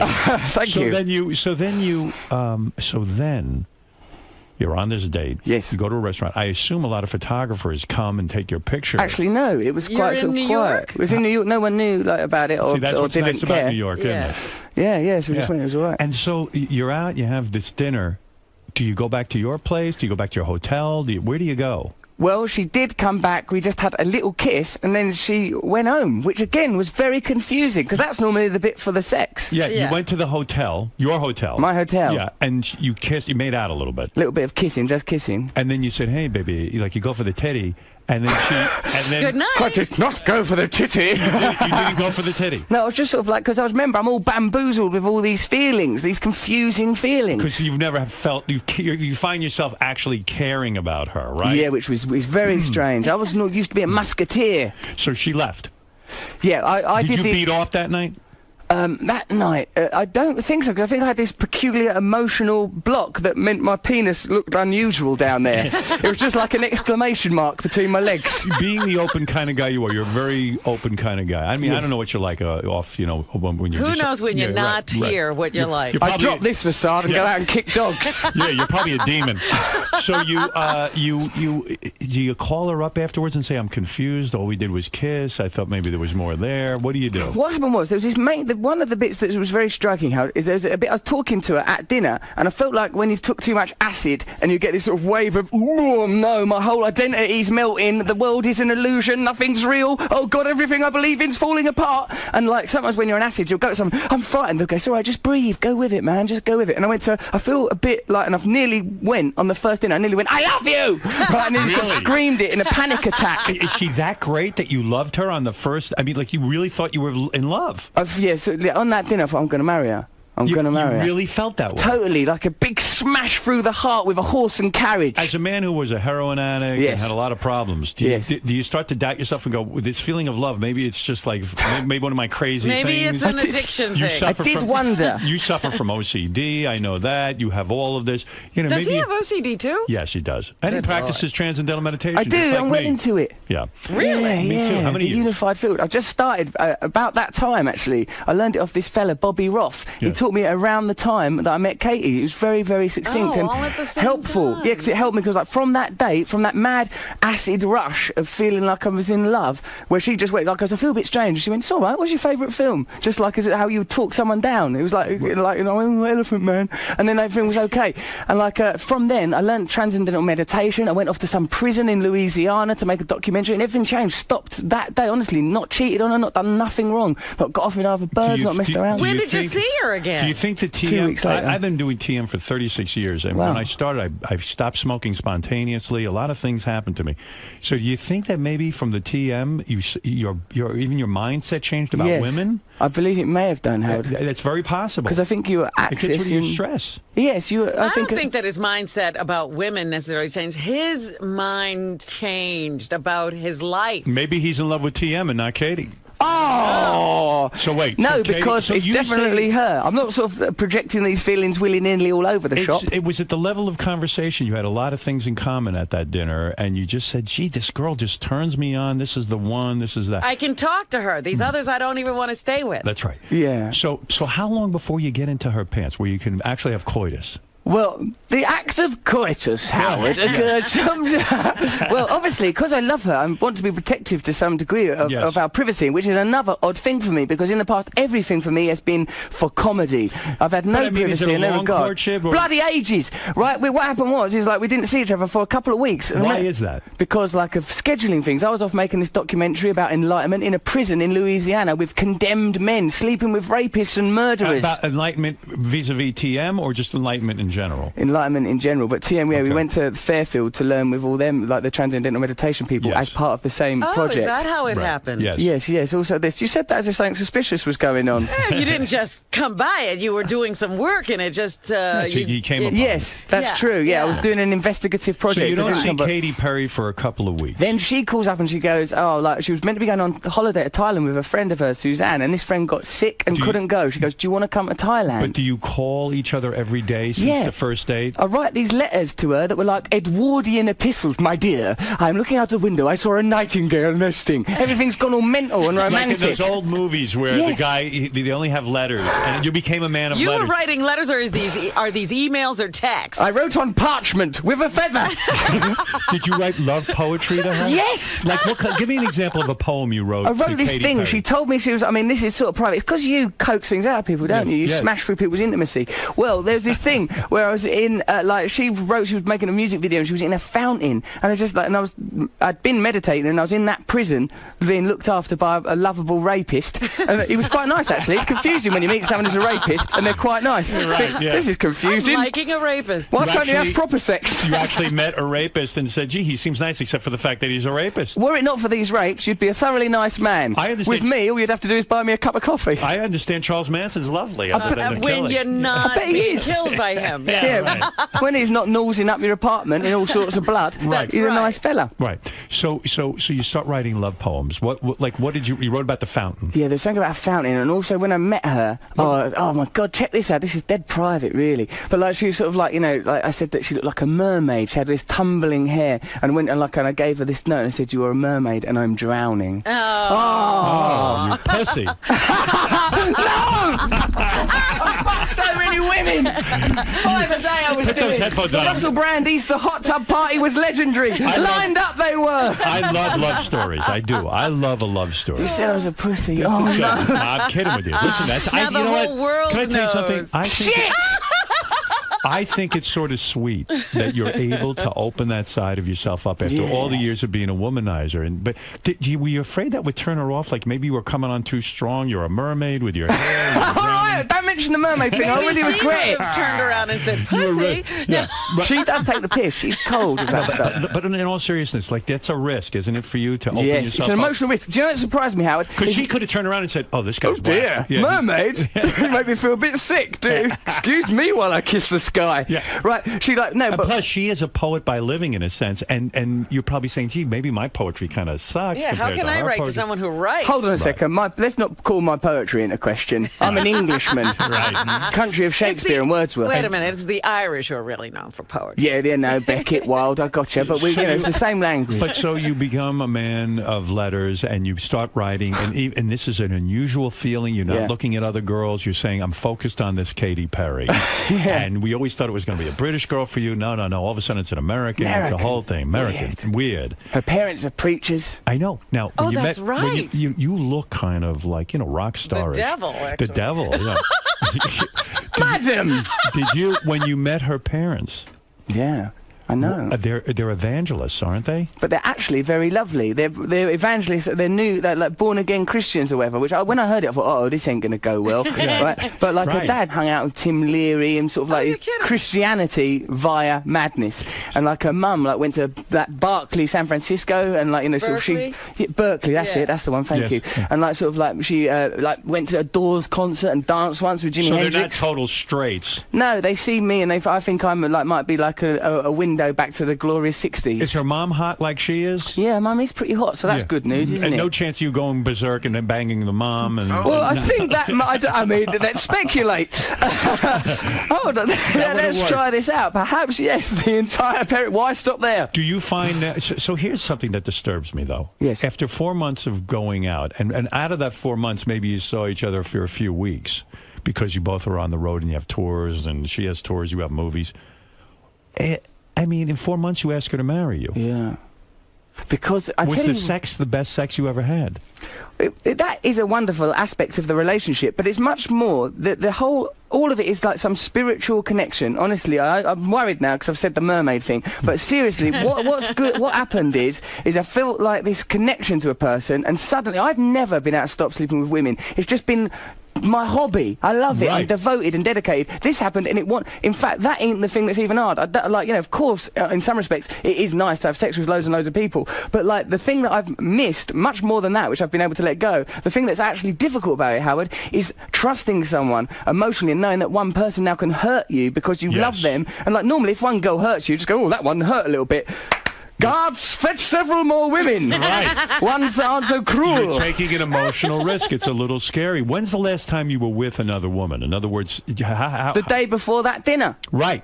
And it was two of them. And she... Obviously. You had for efficiency. Yeah. You had two women in your bed at the same time. So you had the no day before idea you this met Katie. transformation was happening. That's healthy. But no idea that this transformation was happening. You were running your life the way you always had. Yeah. And boom. Boom, like that. Yeah. And by the way, she was not innocent. She had been reported to be making out with... No, Howard, my feelings. She was making out with John Mayer just a few days before she met you. I don't think that's true. I think that's speculative. But even if it is true, I can't be able to, stuff happens, doesn't it? It's life. Did you have that? Did you have that uncomfortable conversation with her? Like, how many guys have you slept with? I try not. Yeah, we've done those kind of conversations. But to tell you the truth, mate, mine's bloody it's a war zone. Do you know what I mean? I'm pulling out like. it looks like a death toll. Was she afraid to sleep with you? Did she say, I want you tested? After all, you've legendarily slept with millions of women. I mean, did she want you, you know, for AIDS or herpes? Did you have to be tested? I mean, I've always been very, very clean. If you look at me, I'm a very clean person. Your nails are clean. Lovely fingernails I've got. The belly, as you can see, is in tip-top shape. You could still be riddled with AIDS. So you're alive with the AIDS. You're crawling with it. So Katie must have made you wear a rubber the first night you were with her. God, and he gets to it, doesn't he, with the rubber? Oh, crikey. No, look, we don't need to know them sort of details. No, I mean, but you needed to wear a rubber, The right? thing is, I've achieved this privacy, and I'm very clever. I've always privacy, I tell you. I've always had tests and been careful with all that stuff anyway. Listen to me. Yeah, you mustn't get sexually transmitted diseases. It's a silly business. Yes, but you didn't wear a rubber at the first night?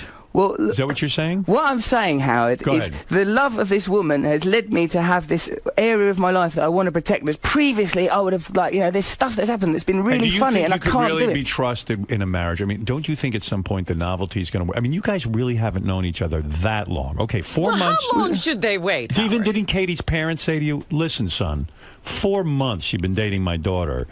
this is too soon to be engaged. No, they sort of like, they're dead on it. They go, you two have had a spiritual connection. This is a really beautiful thing. They look after each other. But no, they really they're lovely to me. When's the marriage? This year.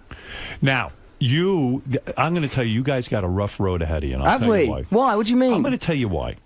For example, I know that tonight you're flying to Vegas to see her. I happen to know that. No, she's here. Oh, she's here? Yeah, I just left her. But then you got to leave her for 2 months. Yeah, I've got loads of work. I know about your schedule. You're going to be apart for 2 months. I Am know I right? about your schedule. I do. Am I right? Yes, there's going to be some separation. Right. So how are you going to handle that? I mean, you're going to... I'm telling you, things get weird. After 2 weeks, what things happens? get weird. What happens? Yeah, what you gets start weird? to get suspicious. You start to feel, oh my God, I don't have anybody with me. And she'll feel the same way. What's he up to? She's having too much fun on her own. I don't like the idea of that at all. Wait, what are you promoting? Because am I getting the high sign? He's got to leave? Big time. Why have I got to leave? I like it here. I know. We like having you here.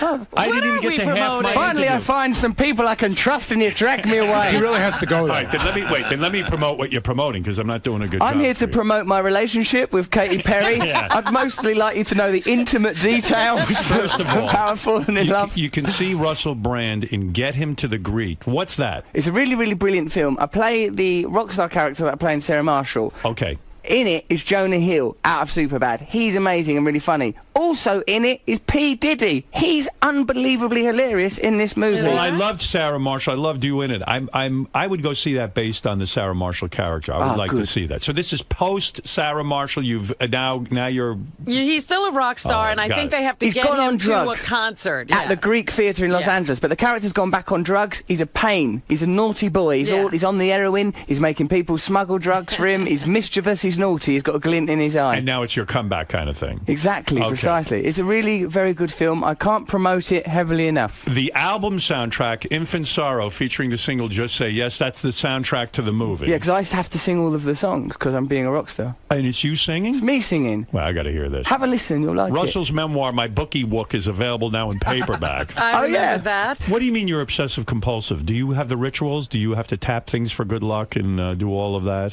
I think that really I'm just a very thorough individual. I wouldn't ascribe that label to myself. Are you an obsessive compulsive gentleman? I do have that problem, but I think I have it under control. But I have that occasionally. I have tendencies to get involved in rituals, but currently I'm doing rather well. All right. Howard, I thought you'd be more interested in the pop video because they let me direct the video to Just Say Yes, right? So I immediately cast porn actresses in it. Thing is, when you've got porn actresses, they still feel a bit shy asking them to get their boobs out because you still feel it's a bit exploitative. There's nudity in the video. Yes, Just Say Yes. Go and look at it on my website. You can see it now. And the best. And is there nudity in the movie? Yes, there's some amazing boobs in that movie. And you had no sexual. Well, you filmed it before. Oh, it was before I met Katie. I was like a warrior. I was raging through them extras. When I watch that film now, it's like, where's Wally? That one, that one, that one, that one. Who plays your girlfriend in the movie? Rose Byrne. She's excellent. Did you bang her? No, she's more like a delicate, proper, like sort of actress, all serious and like might be reading a book or something. You can't go, oh, I love, get in a trailer. Right. She's not that sort, you know. On a scale of 1 to 10, how is the sex with Katy Perry before you leave? I mean, I've given up thousands thousands. So imagine, you can't even get it between 0 and 10. When you guys hang out at home, does she ever come out and like just bring out a guitar and say, "I just wrote a song"? And she did that when we were on holiday. It's so nice. Yeah. Did she ever write a song about you? Yes. Yeah. A love song. It's amazing. Get the fuck out of here. I've had a song written about me. Do you ever make love and then she just brings out the guitar, or does she start playing the guitar and you get all horny because she's singing? And Howard has these fantasies about. Get all horny because of the guitar. Yeah. I'll just do it with the guitar. If I start feeling that, I'll get that cat gut on my nuts. Does she ever perform nude, like in front of you, just like cross her legs and she's naked and her whole vagina's out and like she's just singing and playing her Howard, guitar? no, because that would be, if I'm going to have sex, I get to the sex. I don't go, and because you do a warm-up, do a couple of numbers. How many days in a row have you spent together? How many days in a row? Because you're always busy with these movies and stuff. How many days in a row have you actually tolerated being in the same room with one another? Maybe a month, at home, yeah. Okay, all right. We live in domesticity. What is it? They're flipping out. They're flipping out. Hold on, they're saying Listen to me. See Russell Brand and get him to the Greek. Yeah. And the album soundtrack, Infant Sorrow, featuring the single Just Say Yes. If you want to see the video with porn stars, go to russellbrand.tv. And the thing is, right, Howard, I did a gift to teenage me, right? There's a porn actress called Candice Nicole, beautiful black girl, right? She's in the video wearing clothes, and then you can Google her name and you can see her doing porn. So imagine that when you're a kid, if you was able to watch something, oh, I fancy her a bit. Google her name, you can see her covered in human sperm. Candice Nicole, she's a brilliant actor. Russell. Yes, sir. I'm happy for you. Congratulations. Thanks, on your I do love her. It's legit. Now, where's the wedding going to be, and am I invited? Do you think you'd come? Probably not. Well, then we're still all right. Then you're invited. But where's it going to be? I want to go to a destination wedding. Yeah, we're not sure because we wanted to have it somewhere and then it started getting in the papers and that. Maybe it'd be cool for me to be there though. If you're going to have Jay-Z and Rihanna, like that'll look good for me to be. It would make you look good. I'll promise you that. Maybe throw me a bone and let me go to that. Is Katie going to sing at the wedding? Oh, I don't know if there's things like that happening. It'll most likely be just a normal wedding. No, we got to get up and Rihanna's got to sing. Come on. Rihanna's going to sing something. There will be a lot of speeches. Her family do speeches all the time. The engagement party speeches. I had to give a speech. Robin, I should go to this wedding, right? Absolutely. Yeah. If you want to come, you can come. I want to get in on this. But make it I don't have to bring my mum. She's been a bloody nuisance when I think about it. Screw her. Do your parents meet Katie? Out one of the family well, my mum has. I don't see my dad and that. Your parents are probably happy, huh? She's so pure and everything. She's all pure and lovely and sweet and buoyant. Never thought this of All right, listen, you're going to get in trouble. Yeah. I'm going to get in trouble with your people there. You got a lot of people out there. Russell. Bye. Russell, you really opened up in there, man. You're joking. I really tried to avoid giving any, overly pertinent information, but I was emotionally honest. I've got a book coming out. It's all in the book anyway. That's what I sort of thought. Plus, you can't, can't avoid it with him, can you? What do? He's so bloody manipulative. See you.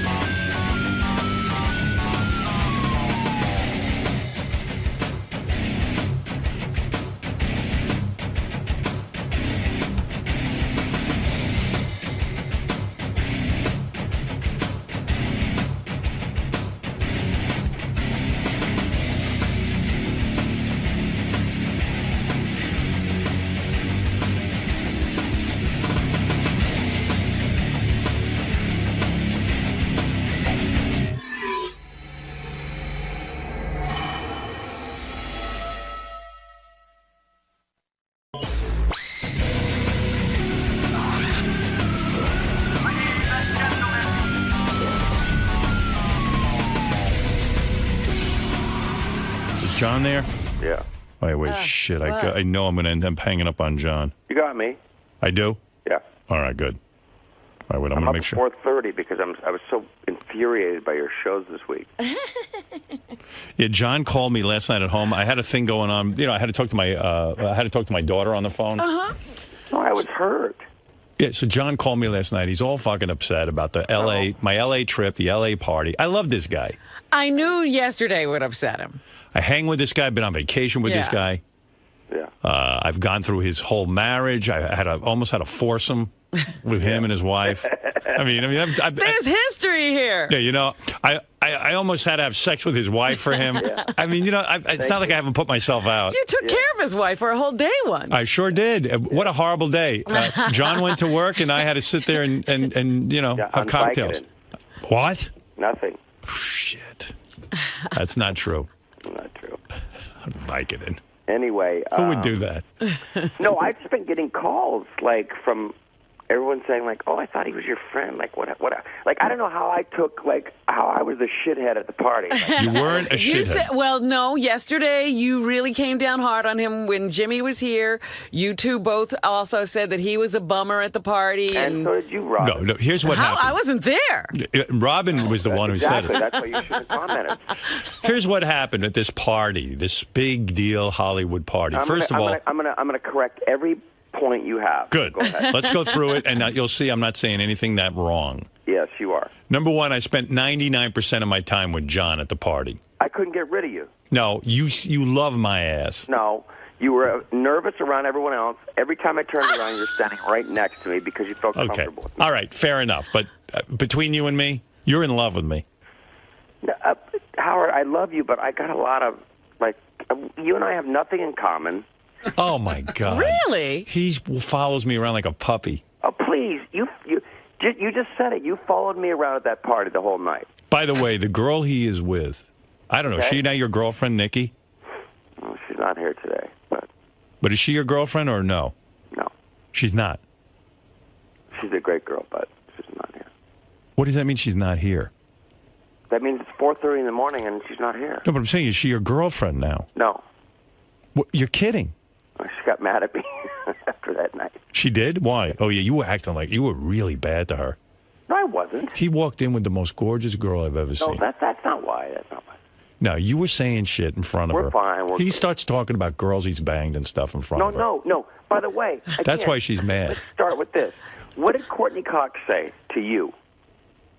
She told me she didn't have sex with you. What did she say? How do you know about this conversation? I was there. You never left his side, Howard. You just didn't notice him. No. I was talking to Courtney Cox. You weren't there. What did she say? About what? About her and I. She said you guys, that you taught her how to play drums. Yes. And I said to her, did you ever fuck John? And she said, no. We made out once. Okay. That's true. So what are you saying? Well, you make it. You were implying that he had made love to everybody there. No, every time I go, hey, Courtney Cox, you taught her how to play drums, and he starts rolling his eyes. No. He wants me to believe he fucked everyone. About, bragging, not me. No, I said to you, John. Yeah. You make little comments, be honest, about some of the girls, and it leads me to believe you fucked them. Like, I got the feeling you fucked half the girls at that party. I had the feeling you fucked Demi Moore. I had the feeling you fucked Courtney Cox. Mm-hmm. You know what I'm saying? But I didn't say these things. No, but you give me a look and you start mumbling under the side of your mouth. He gives me a look after every chick walks away. No. And that's why your girlfriend's mad at you. No. Why was she mad? Howard, are we buddy? Like, do we talk like that with each other? Yes, we do. We do. But I want to know. By the way, you tell me about the same thing about other girls. All it's true. That's true. Well, what are you saying over there? I'm saying, gee, I wish I could fuck somebody. I never got to fuck anybody. I always tell No, that's true. We do brag a little bit about girls we've had sex with. We talk. And by the way, I got a new one that I'm not going to say on the air, but I just found out the other day. What? That he had? Yep. Ah. Hey, don't be a fucking asshole. Believe me, I'm not going to. But I'm going to talk to you off the air about it. Yeah, well, I don't want to talk about it. Honestly, never bring it up, and I know exactly where you're going. No, you don't. I bet you I do. Anyway, my point is that I'm not the guy saying it. They are, okay? Well, anyway, the point is... You see what I'm saying, Robin? So is that why your girlfriend's mad at you? Because you were talking about fucking chicks to me? No, we're fine. We're totally fine. When I talk to you about fucking chicks, I make sure Beth's not around. Of course. He was doing this in front of his girlfriend? Yes. No, I didn't say a fucking word, Robin. They did. All right. So is that why she's mad? No. Why was she mad after the party? No, everything's fine. I know exactly why she's mad. No, she's not mad. Because John revealed something about their sex life. Really? Yeah. Should I say what you said? Nope. Oh, what did we get? Ralph called her, and apparently you already did. No, I didn't. It, apparently. To Ralph? I told Ralph. And by the way, I'm never telling him why that. did Zach Braff call her What? See, suddenly, isn't this kind of cool? I'm in a Hollywood telephone chain. A loop. I don't know what anyone's talking about. Let's go down this one by one. Let's start with Rickles, okay? All right, so anyway, here's the story, and I really want to clear this up because I love John. Okay. John's invited to this Hollywood party, Jimmy Kimmel. Oh, big Hollywood party. And by the way, if you notice, let's make this clear. Yes. Jerry O'Connell and Rebecca were not there. You know why? I appreciate that. Because John was John's there. coming. I appreciate that. I wouldn't do that to him. That meant a lot to me. Of course it does. I wouldn't do that to you. I appreciate it. I know it would be awkward for you. You did it at your wedding, but you didn't do it at this thing, and I appreciate it. Well, a wedding's different. Well, they backed out. Okay. Listen. That meant a tremendous amount to me. Listen, I'm fond of your ex-wife, and I'm fond of Jerry O'Connell, but I'm fond of you. Okay. And you and I have been friends a long time. 20-something. Yeah. And so, even through all the ups and downs. What ups and downs? Well, I've had all ups. He's had downs. I was going, what? All right, so let's go to Rickles, and we'll take these down. All right, so John walks in with this stunning girl at this party. Yes. And I'm happy to see him because I love John. He comes right in, first thing out of his mouth. And he's got his big shopping bag of T-shirts. Right. Yeah. We'll get to that next. Right. I'm going to Twitter. I'm not going to put your email, but I'm going to Twitter what you wrote to me about those T-shirts. I'm also going to Twitter. No, you better not. That was private. I'm also going to Twitter what I said was. T-shirts were not my thing, but it was nice of you. I said to you, what's your pseudonym at the... No, you didn't. Yes, I did. You never sent me that. What's your name at the hotel so I can send them to the hotel? So you don't have to be bogged down with a bag of T-shirts. I never got a message from you. Yes, you did. I'm telling you I didn't. Okay, Robin, I'm going to forward it to you right now. All right. Okay. Why is that girl not your girlfriend you brought to the party? I mean, she's nice change of subject. No, but I'll get right back to it. She's so fucking beautiful and she's nice. What's the problem? You act like any of the girls you've ever met with him aren't beautiful. Yeah, but I mean, this one is so gorgeous and I don't think John says that the two of them sexually are the best together that he's ever. Really? Ever, yeah. And he wanted then what's the problem? Nothing. What is it? Be honest with me. Why can't she be your girlfriend? She's in love with you. Huh? What, is it too new? What's going on? And you know what's so sad? He's so good looking and he's been famous for so long. That's not true. That's not true. He hasn't been good looking and famous. No, there was a day he wasn't good looking. But you know what's so sad? If he was, this is our best interview, by the way. What? This is our best interview. If he looked like me, he'd worship that girl. He wouldn't even be near that girl. Every guy was looking at this girl. Yeah. She was wearing a short skirt with her titties hanging out. Boy. Okay. So what was the problem? I wrote on this email. No, wait. What was the problem with this girl? There's no problem. We hang out. We date. Does she know she's not your girlfriend? Yes, we date. You date and you fuck. And don't tell me she's not emotional. Don't you get that a girl's emotionally involved with you when she's fucking you? I need to go to therapy. No, but seriously, do you think that she can just keep fucking you and you keep saying she's not your girlfriend? I mean, at some point you're going to destroy this girl. Either set her free or love her. He's not going to destroy her, but she'll have to move on like all the girls do. So you also date other girls? No, we... Are you exclusive? Yeah, what's the rotation right now? Where does she stand? Is she your number one or your number two? I'm trying to find this email. No, come on. Is she your number one or number two? She is the greatest, nicest girl that I've met, and I hope, to make it work. Right. All right, anyway. So you're trying this out, you're saying? He's been trying this out. I dated before I went to New York, and I thought it wasn't fair because I'm leaving for 9 months. Oh. And so now I'm back, and, Listen how casual he is about women. Isn't it great to be that good looking? Because because he was going to New York, there aren't planes and he's not a wealthy man. Yeah, right. No, I'm telling you, if you saw this girl, she's better looking than any girl on the planet. And he's like, no big deal. I'm going to New York. It's like, I'm going to school. In New York, there's a whole bunch of other good looking girls. This fucking guy fucks more than anybody on the planet. Hey, you're a douchebag. No, I'm not. I send you a letter saying... No, wait. Stick with this topic. Tell me your name so I can send the T-shirts to your You never sent it. You never sent it. It never got to me. Come on, Howard, please. Now you're lying. I just don't... I don't recall seeing it. Well, you don't recall, but I promise you I sent it. Must be a girl trying to break in on the line. Yeah, that's her calling. Desperate. This girl's hardly desperate, and she chases him around, man. Must be great to be you.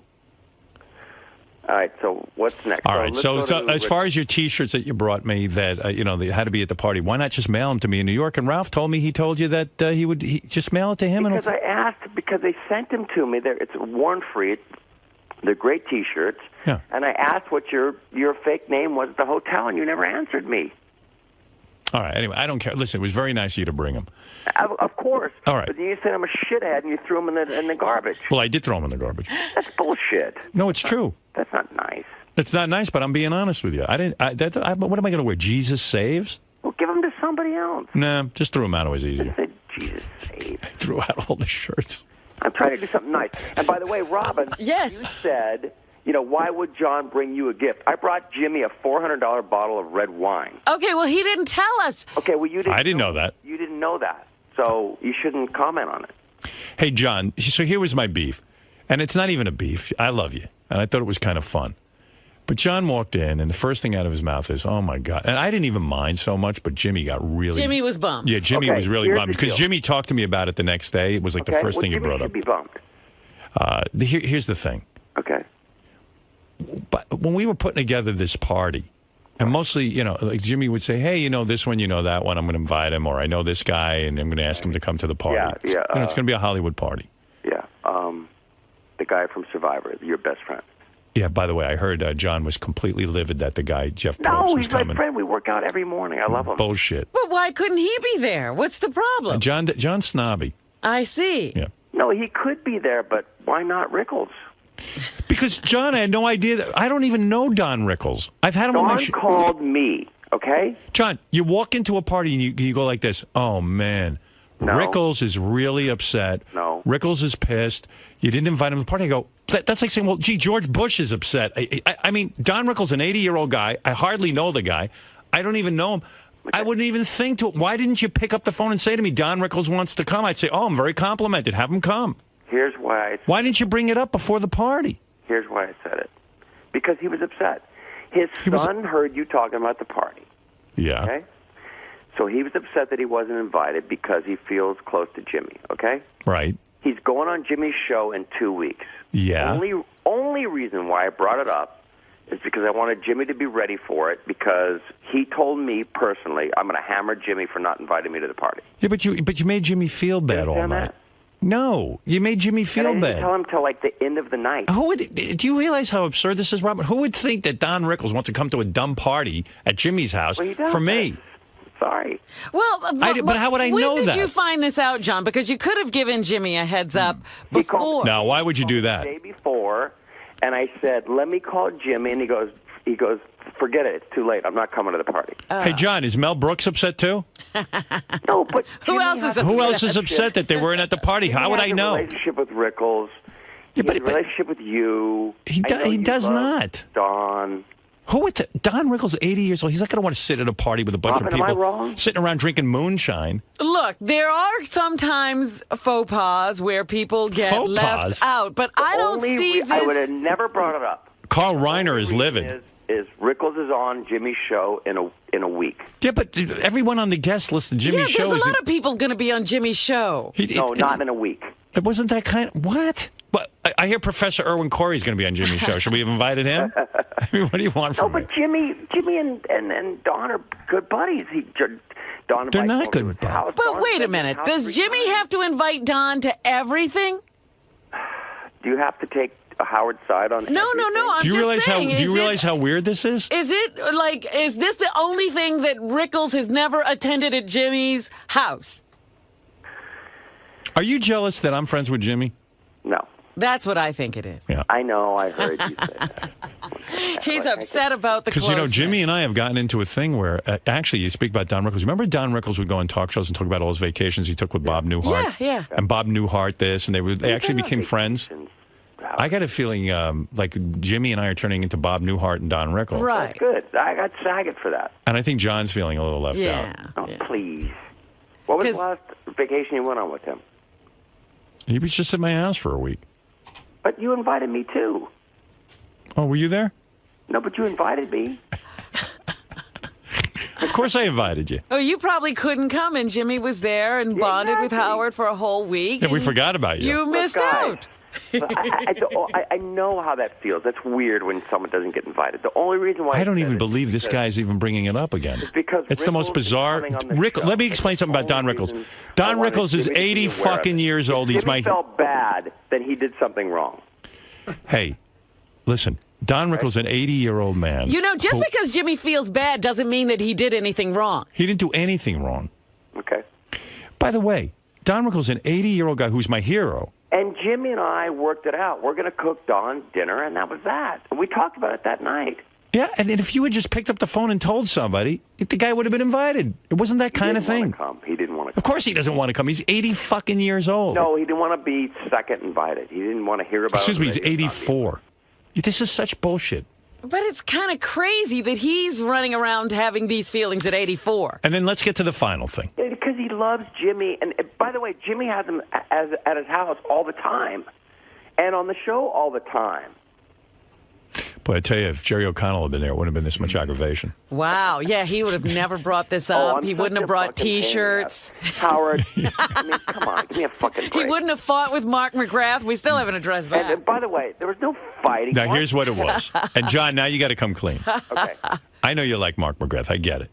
But when we were sitting there and John was playing drums. Yeah. And John's a very, very accomplished drummer. He really is. He's an incredible musician, according to you guys. You very humbly was, if I'm the best musician in the room, there's something wrong here. Right, because you directed that at Mark McGrath. He was the only real musician. I had to play piano, bass. Yeah, but I said to you, Mark. You wanted to play Bang a Gong, I played guitar. You wanted to play Hey Jude, I played bass. You wanted to play something else, I played Yeah, but John, you're taking it way too seriously, so we're not musicians. Who cares? You're getting all fucking aggravated. I know, but can't we get through a song? Yeah, but this is ridiculous. You're flipping out. You took the fun out. John, listen how silly you sound. You're yelling at everyone. You were yelling at McGrath. You're yelling at me. This is terrible. We can't get a song. You want to see McGrath's emails? McGrath's coming to my house this weekend. I know, but you admit. You're making stuff up. Is Rickles going to be at your house? Yes. He's got to sit and listen to that bullshit. Of course. Did you tell McGrath to learn a few songs? Yeah, he should. He should. Did you send him some songs? Yeah, John was like, John goes, don't you know any songs to Mark? He goes, you're a fucking singer. And then John says to me, she's some singer. You don't know any songs. Well, you should know some words, right? Yeah, exactly. He said, I told you. He was bumming out. And I said, John, relax. You're making me sound like I was the, Go ahead. Beat me up some more.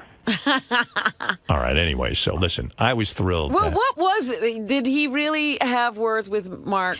No. He had words to me about Mark. Oh. And Mark told me afterwards he felt a funny vibe from John, like really? John was angry with him. Oh, okay. Well. That's all. And I was in the middle of it. Pull up these emails. And John was right that Mark was not living up to his capabilities. He knows the songs he knows.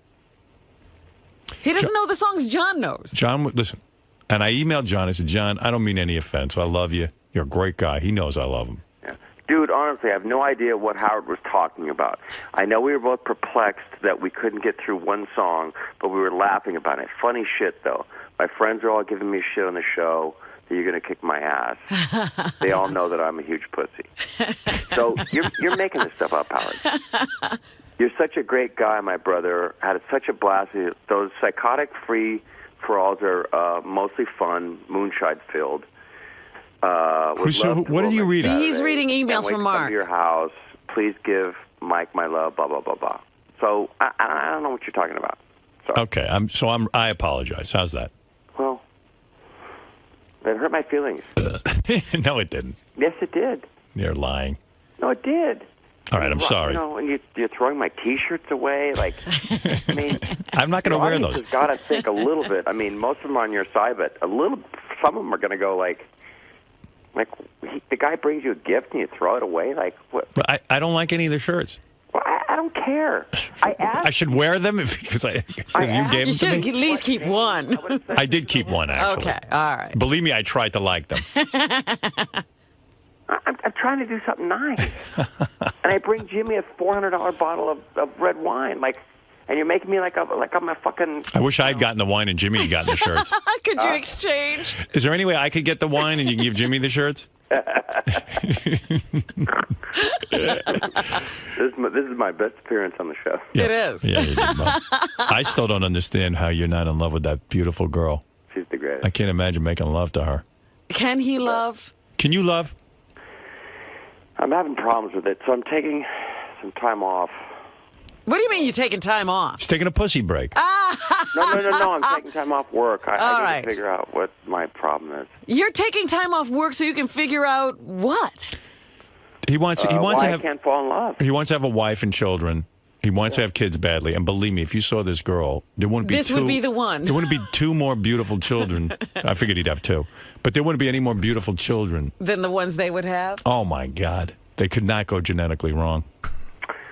These fuckers will be good-looking kids. And what's stopping him? What he's now got to stop You know work what it is? so he can figure this out. This is such guy, a hard problem. I'm going to tell you what it is because I've seen him. He gets so much pussy. No, that's not true. It's like That's not true. He doesn't get so much. he's overdosed on pussy. Like He's the one who OD'd. Like he got like when he 3 girls in the last year. He was on he was on Dancing with the Stars with the Beach Boys. Yeah. And he even said to me, "Who do you think I should fuck there?" No. And I said to him, "John, if you're gonna fuck one of them, I would fuck the girl from the Pussycat Dolls." And he goes, "All right." And he's going to do that for you. He probably did it already. It's a joke. They don't care about me. Bullshit. So what did you just say about how many girls you've had sex with this year? 3. Yeah. How many months are in this year so and far? I'm always offended by you saying like, "Oh, you have diseases and stuff." Like I really don't. What? Who said that?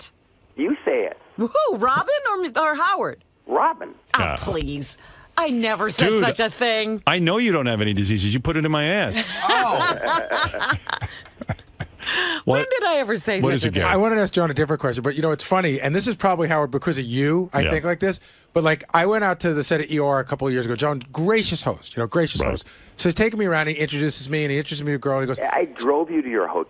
He did. Great guy. And he goes, she's a really You're good friend. coming to my house this weekend, right? I am. I'm coming to the house. So he goes, she's a really good friend. In fact, I was in Greece and somebody she stopped by to say hello. So in my mind, I go, he fucked her. Right. Then he goes, there's another girl on the show, and he goes, yeah, I didn't get along with her that well. And I go, oh, she wouldn't fuck him. You know what I mean? Like, that's how I think. And by the way, realize what he's saying. He says he's only fucked 3 girls, which means 6 this year. And then also, think about it. Like, most guys don't get to fuck the caliber women he does. The 3 girls he fucked, and I know 2 of them. Ralph is emailing me right now. Right. He fucked 6 girls that are 60. Yeah, 6'10". 6'10". I would take me 12 girls. Most guys don't get that in a lifetime. And the one he's fucking now, he wouldn't even, the one he brought to the party, no normal guy, an average guy, would ever leave this girl's side, ever. Oh, look, in all humility, I have issues. What I humility? need to settle down, and I need to find a great girl like you have.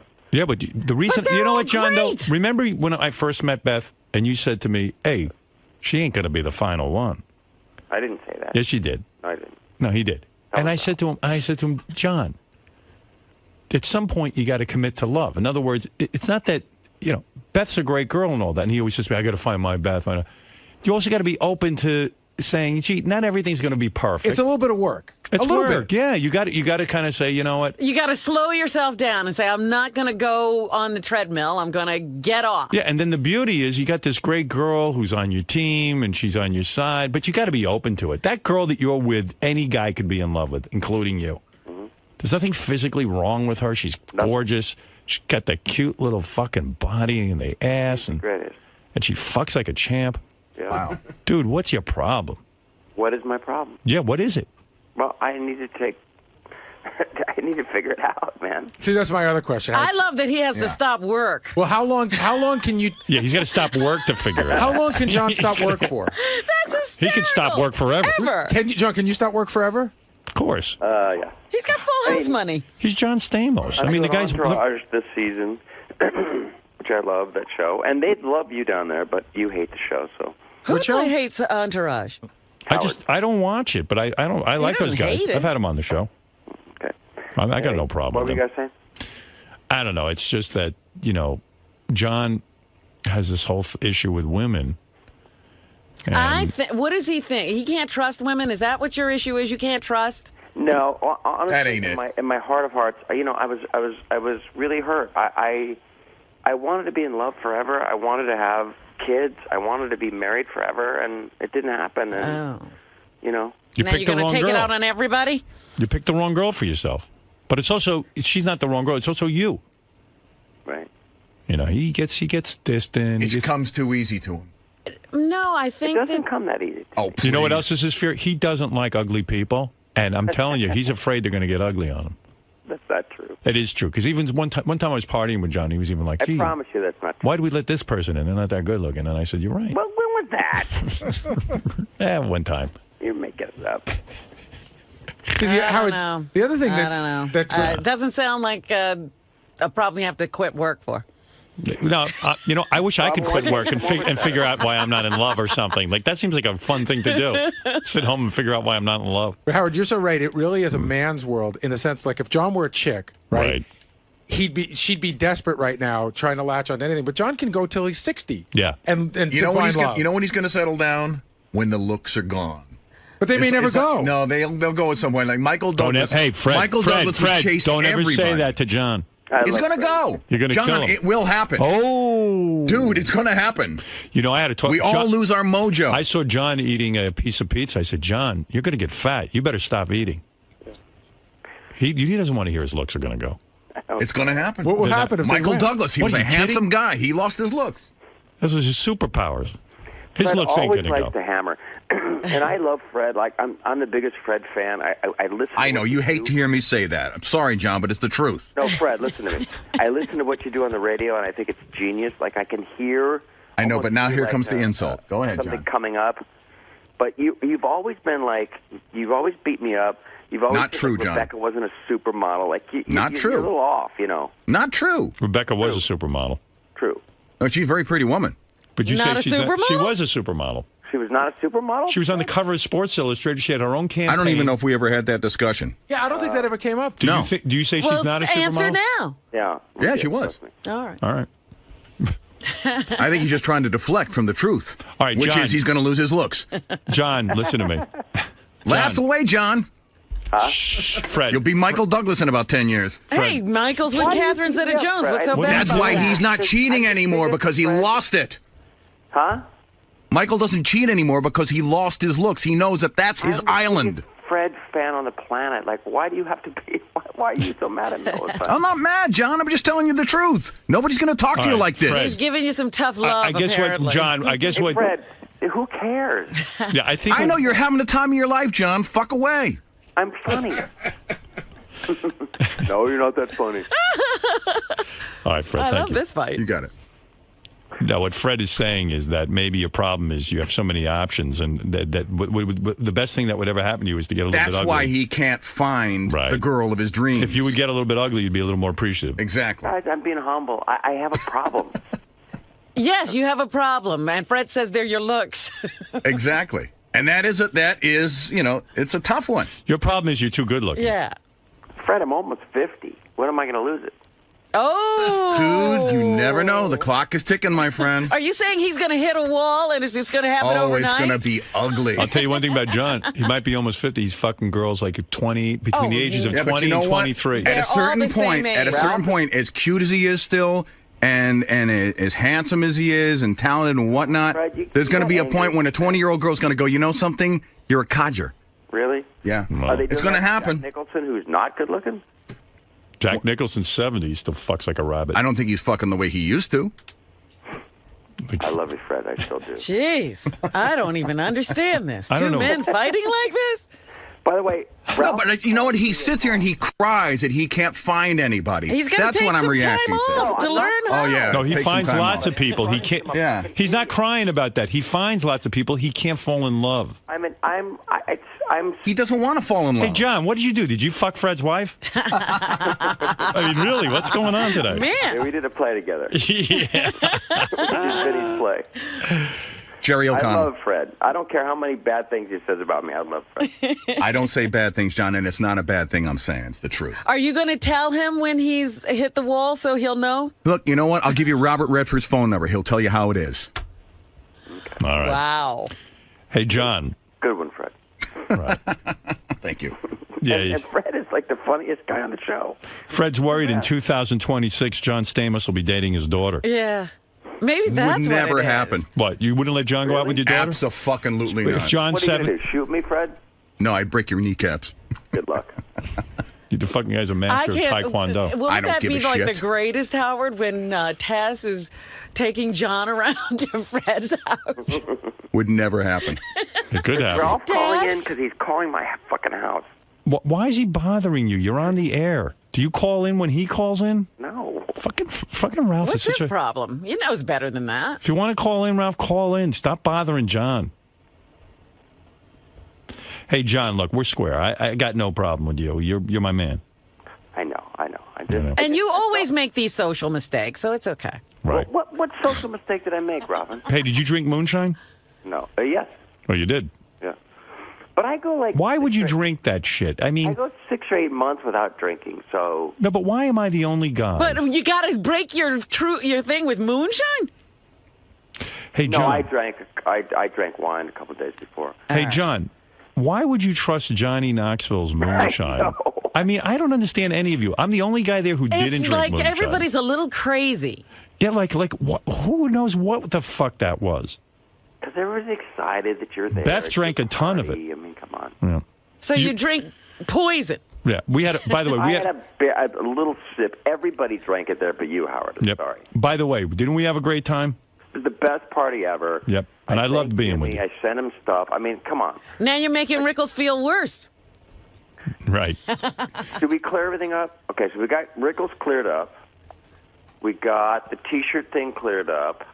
McGrath cleared up. McGrath cleared up. I mean, we never for 1 second had a fight. It was so silly. Now, John complained to me privately afterwards that McGrath should know a couple of songs. You did. You can come clean about that. Don't make me look like I'm a jerk. You were upset.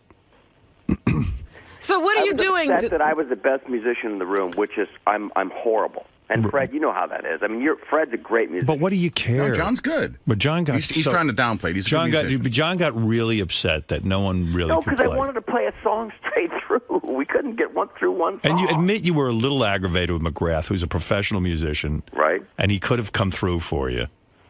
He could have even played some of his own songs. Sure. And you were annoyed. And it was kind of funny that you were that annoyed. Okay. It seemed like a lot of people commented on it. Really? Yeah, Jimmy heard it too. Jimmy was so stoned out of his brain, he didn't know what party he was at.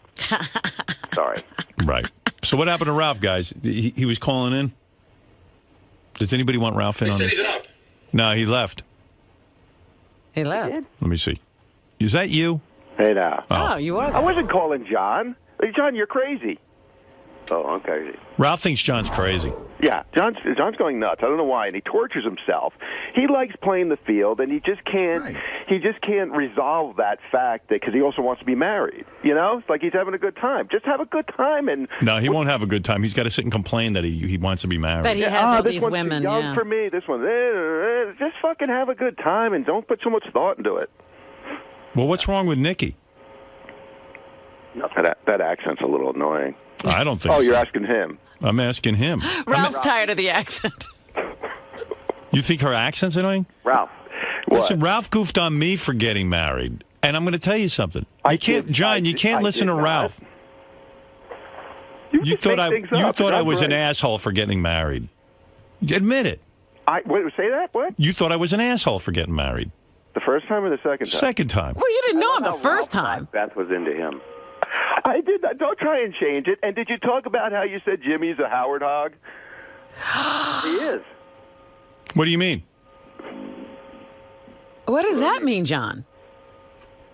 I told you John's jealous of me. I said that. I pegged it yesterday. I said he's jealous of your relationship with Jimmy. What do you mean Jimmy's a Howard hog? You guys can have each other.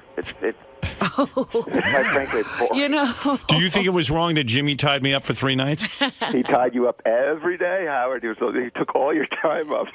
I thought it was a little much. He kind of did. He was. I thought it was odd that every night, dinner with Jimmy. Well, Jimmy's a Howard hog. That somehow happened because Beth lined it up with him, and Jimmy kept saying, "If you guys want to do something fun, I'll book some dinners." Well, John didn't put that out. John didn't say, "Hey, you're coming to L.A. Let me have a dinner for you." I'm not pushy. Yeah, but I mean, you could invite me to dinner. Yes, no, I did. Read your email. I said, "You want to come? You want to hang out by the pool?" I didn't want to hang out with you by the pool. And then you know, I never. That's what I need to do, be in a bathing suit next to this fucking guy. No one will Bad come enough talk. being in a picture next to him. Yeah. Boy, wait till you see Jimmy's pictures of the night. I'm standing next to him. Every picture I look uglier than the next. Oh, it's horrible getting a picture next to John. Oh, it's so. And John's every picture is. Push, Howard. I mean, you and I are good buddies, and if you don't want to hang out, what am I going to do? I can't believe you called Jimmy a Howard Hog. Oh, that's a great name. I'm going to start calling Jimmy that. You know Jimmy what? the Howard Hog. Howard, Yeah. can I take this chance to apologize to John? I was kind of coming down on him a little hard today. I didn't realize he was going through this dilemma. Yeah. And I'm sorry, John. What dilemma? That you're losing Howard. That you're losing Howard. I didn't realize that's what was going on. Believe me, Fred lives in dread of that every day. Happens to us all. we all? Happens to us all. Better than Did he really say that to you, Ralph? What? Howard Hogg. Howard Hogg? Maybe not words. Maybe that's not the exact word, but yeah, maybe that exact word. fucking week, and it makes me crazy. What makes you crazy? Because people are bullshitting. Like, you know. Yeah, wait. Why? When did I call you an asshole for getting married, Howard? I've been the biggest. He's a Beth fan. Yeah, but I know that. But for he a fact. thought that I kind of like stopped the party, and so did John. John was Stopped even it like, too soon. I don't care what party you stop. You stopped the party as soon as you met Beth. You love Beth, but John even said to me, "You can't stop now." When I first met Beth, he goes, "That can't be the final Well, one." you know, what he's doing is giving Beth superpowers instead of saying that you also changed. Right. Only because you dated like 3 girls and you married Beth. Ralph can tell you I dated like 30 girls. Yeah, within a span of 30 days. Right. You know, so. You ever hear of speed dating? Did you ever know that I was the creator of speed dating? Clearly. You hear this speed dating? That's my whole concept. That's your innovation. Yeah. Oh, you are on a tear. Jimmy emailed me yesterday. He goes, he said something. I said, "Why is he beating up on me?" He goes, "That's because we love. That's because we love him so much." You know, it's like that's what he does. All right. Well, I don't know. I'm glad you called to clear everything up, John. Ralph, didn't John call you and say, "What do I do with these T-shirts?" And you told him to send them to you, and you would give them to me. Yes, exactly. And then he said, "Well, I want to send him over to the hotel." And Howard didn't get back to me. I was like, "Well, why would you send him to the hotel? Then he's got to schlep him in a suitcase and this and that." I said, "Just send him to me or send him to Howard. I'll make sure he gets those stupid T-shirts." And those T-shirts, those T-shirts are stupid too. Nobody cares about that. Joey Ramone used to wear one of these stupid shirts. Really? Yeah, really. They're ugly. Right. They're just ugly. Dress Howard as a jogger or whatever you dress him as a what? John, do you think Ralph does a good job dressing me? Sometimes and sometimes not. Right. Well, sometimes John's just well, and sometimes he's not. John always looks impeccable. Come on. Well, he always wears. Who knows what John is wearing? I keep track of it. Really? You're looking. Robin wrote me a very nice note. I invited her over this weekend. I love you. You know I love you. Did she write you a note and tell you only if there's going to be real non-genetically engineered food? Well, no, I wanted you to meet my nutritionist. I know he's offering me a nutritionist. She doesn't need it. She's found the way. I have this John wants me as his person. No, but if you're in L.A. and you need an enema, I got the guy. You got me. You got the hookup. All right, John, look, we're square. We're always square. Yeah. And I just felt a little hurt this weekend. Don't feel hurt, man. I love you. Well, let me get this clear. So this summer you're doing nothing but trying to figure out why you don't fall in love. Me too. I'm working a little bit. John, how will you figure this out? Like, okay, so you're taking time off from work. To take a class. Yeah, like where are you going? How are you going to like? And what? Obviously, on your own, you haven't been able to figure this out. So, what steps are you taking to figure out why you're not in love? I go to therapy. Right. Okay. Do you go to therapy every day? No. How often do you go? Once a month. All right, once a month. What a commitment. All right, so once a month, you're going to go. So now you're going to have this. I make the guy laugh when I leave. So you're going to have time off, and you're going to go once a month. So that takes care of one day out of the month. Okay. Now, how else are you going to address this? I don't know. I'll talk to you about it. Yeah. Oh, come on. I'll tell you what. Therapy helped me really appreciate what I had. Once a month? But I go like 3-4 days a week. You got to really commit. Yeah. But you're in a relationship and you're working. When you go and you try to figure out how to make it work. And no, he was going before the relationship. What I'm telling you is, don't you think I had issues? Don't you think I'd walk in there to my therapist's office and say, "How can I commit to this woman? I'm entitled to fuck every woman on the planet. Yeah. I can do it. I'm famous. Blah blah blah." I have all those issues. Here's my theory on you and therapy. you get everyone else to do your dirty work now. What do you mean? You heard me. I don't get it. To explain. You heard me. What's the dirty work? I mean, on the radio. You don't say anything bad about anybody, and you like... Except you. Well, I said plenty of bad things about you. Huh? You got. I said so many bad things about you. You got upset. So what's that theory? That's true. Right. That's true. I don't understand what he's saying. The therapist does all the dirt, or everybody else does the dirty work? Well, mainly when Artie was around. Oh, Artie would say the bad things, and then Howard could be the nice like, guy. Stop that, Artie. You don't use the N-word. That's terrible. You know. Well, I felt that way. It is terrible. It is terrible. I didn't agree with some of the things he said. Yeah. But what? Oh, boy, you're reading way too much into it. Yeah. I told you, John overthinks everything. He sure does. Well, anyway, this week was a little hurtful because I was so excited for your party, and I was so excited to see you. And I know John has the greatest life, and he doesn't know it. I know. Oh, my God. Who gives a shit? You should see this house he has. It's a beautiful house. It's like. And so then he picked something like, I'm going to be afraid of midgets just to make my life more difficult. And even, hey, John, can I bring this? Didn't you pick on Jimmy's house a little bit?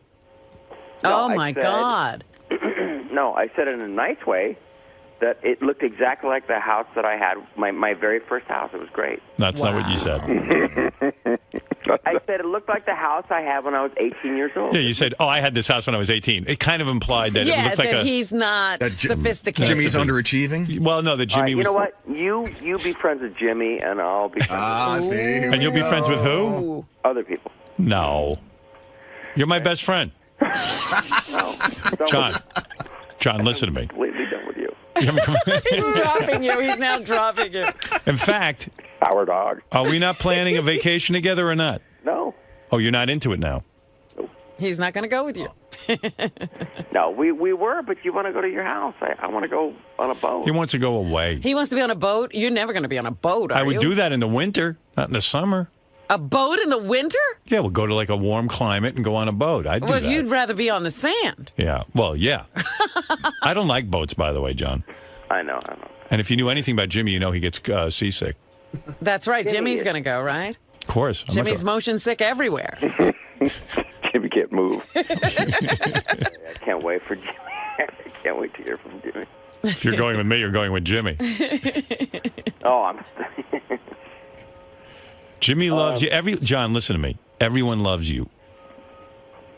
You were on full fucking house. For the last 3 years, you have been my biggest. Every day I get a call saying like, "Oh my God, Howard loves you. I do. You're the best." I do. This week I get a call saying Howard fucking hates you. No, people have it wrong. Then I love you. Party. You were the most fun at the party. If it wasn't for you, there'd have been nothing to talk about. Exactly. That's not what you said, Howard. You said John was bumming everybody out. Well, no, he did. When he walked in about Don Rickles, he bummed Jimmy out and he bummed me out because I felt sad. But then, listen, John knows the truth. John, who did I hang around with the whole night? Did I hang around with Jimmy or my wife? No. Who did I hang around with? Me. Okay, so. I couldn't get rid of you. And you were the only one that I even got reactions from the party, so I have to talk about it.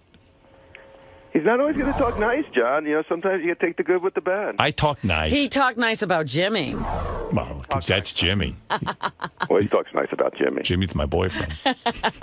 We're all jealous of that. You didn't even talk to Jimmy. I didn't spend 10 seconds with Jimmy. Like, John. Don't even fucking talk. John, who'd I spend the whole night? They don't talk to each other. They're in the same room, but they don't talk. Who'd I spend the whole night with? Me. So what does that tell you? When it comes down to it, who am I with and who am I not? I've never had guys fight over me. I know. Before. Look at this. This is the greatest. I'm fighting over you? You're fighting over me. We have nothing in common, you and I. That's why right. are you hanging out all You're night? good looking. I'm ugly. No, we don't watch the same shows. We don't read the same books. Well, you don't read any. I don't read any books. Yeah, you read books. He doesn't. Comic books. You know, we don't. Why don't you? So what do you? So why do you like me? Because I've known you for 25 years. But why I guess do you two are just stuck with each other. All right. Why don't you ask me the key question? What? Me, you, and Jimmy are in a boat. Okay. Who do you save? It starts sinking. Who do I save? That's the key question. Me. Of course. Jimmy's gone? Jimmy's dead. Jimmy's green. No, I would actually kill He's John. puking on the side of the boat. One less good-looking guy on the planet. Yeah, why are you saving John? That's right. That makes me that sends me up a notch. John, I love you. It's been the most fun phone call. I got up at 4:30 to talk to you guys. By the way, do you know what I pray for you? What? That you find love and you find peace in your life. I pray that I find love that Beth gets along with, so we can go. It's going to happen. Together. Oh, but, as Fred says, he'll be so old by then. But that'll be nice. At least it'll be a real love. Well, it is. It is Come on, true. Guys. It's not going to be that. John does check with I'll be married in the next. Write this down. Go ahead. I'll be married in the next 3 or 4 years. Promise you. And it won't be Nikki? I don't think so. Wow. Ooh, Nikki's getting angry. She's mad at me right now. Well, I guess so. Why is she mad at you? Ralph, who's your favorite girl? Leah. She's here right now. Leah's there? Yeah. She's John another. goes with Leah. He goes, I don't know. She's so young. I don't know. It's just he has a great time with her. Marry Leah. Maybe. If you want to get married so bad. Leah didn't even get to come to the party. How come you didn't bring Leah to the party if she's the one?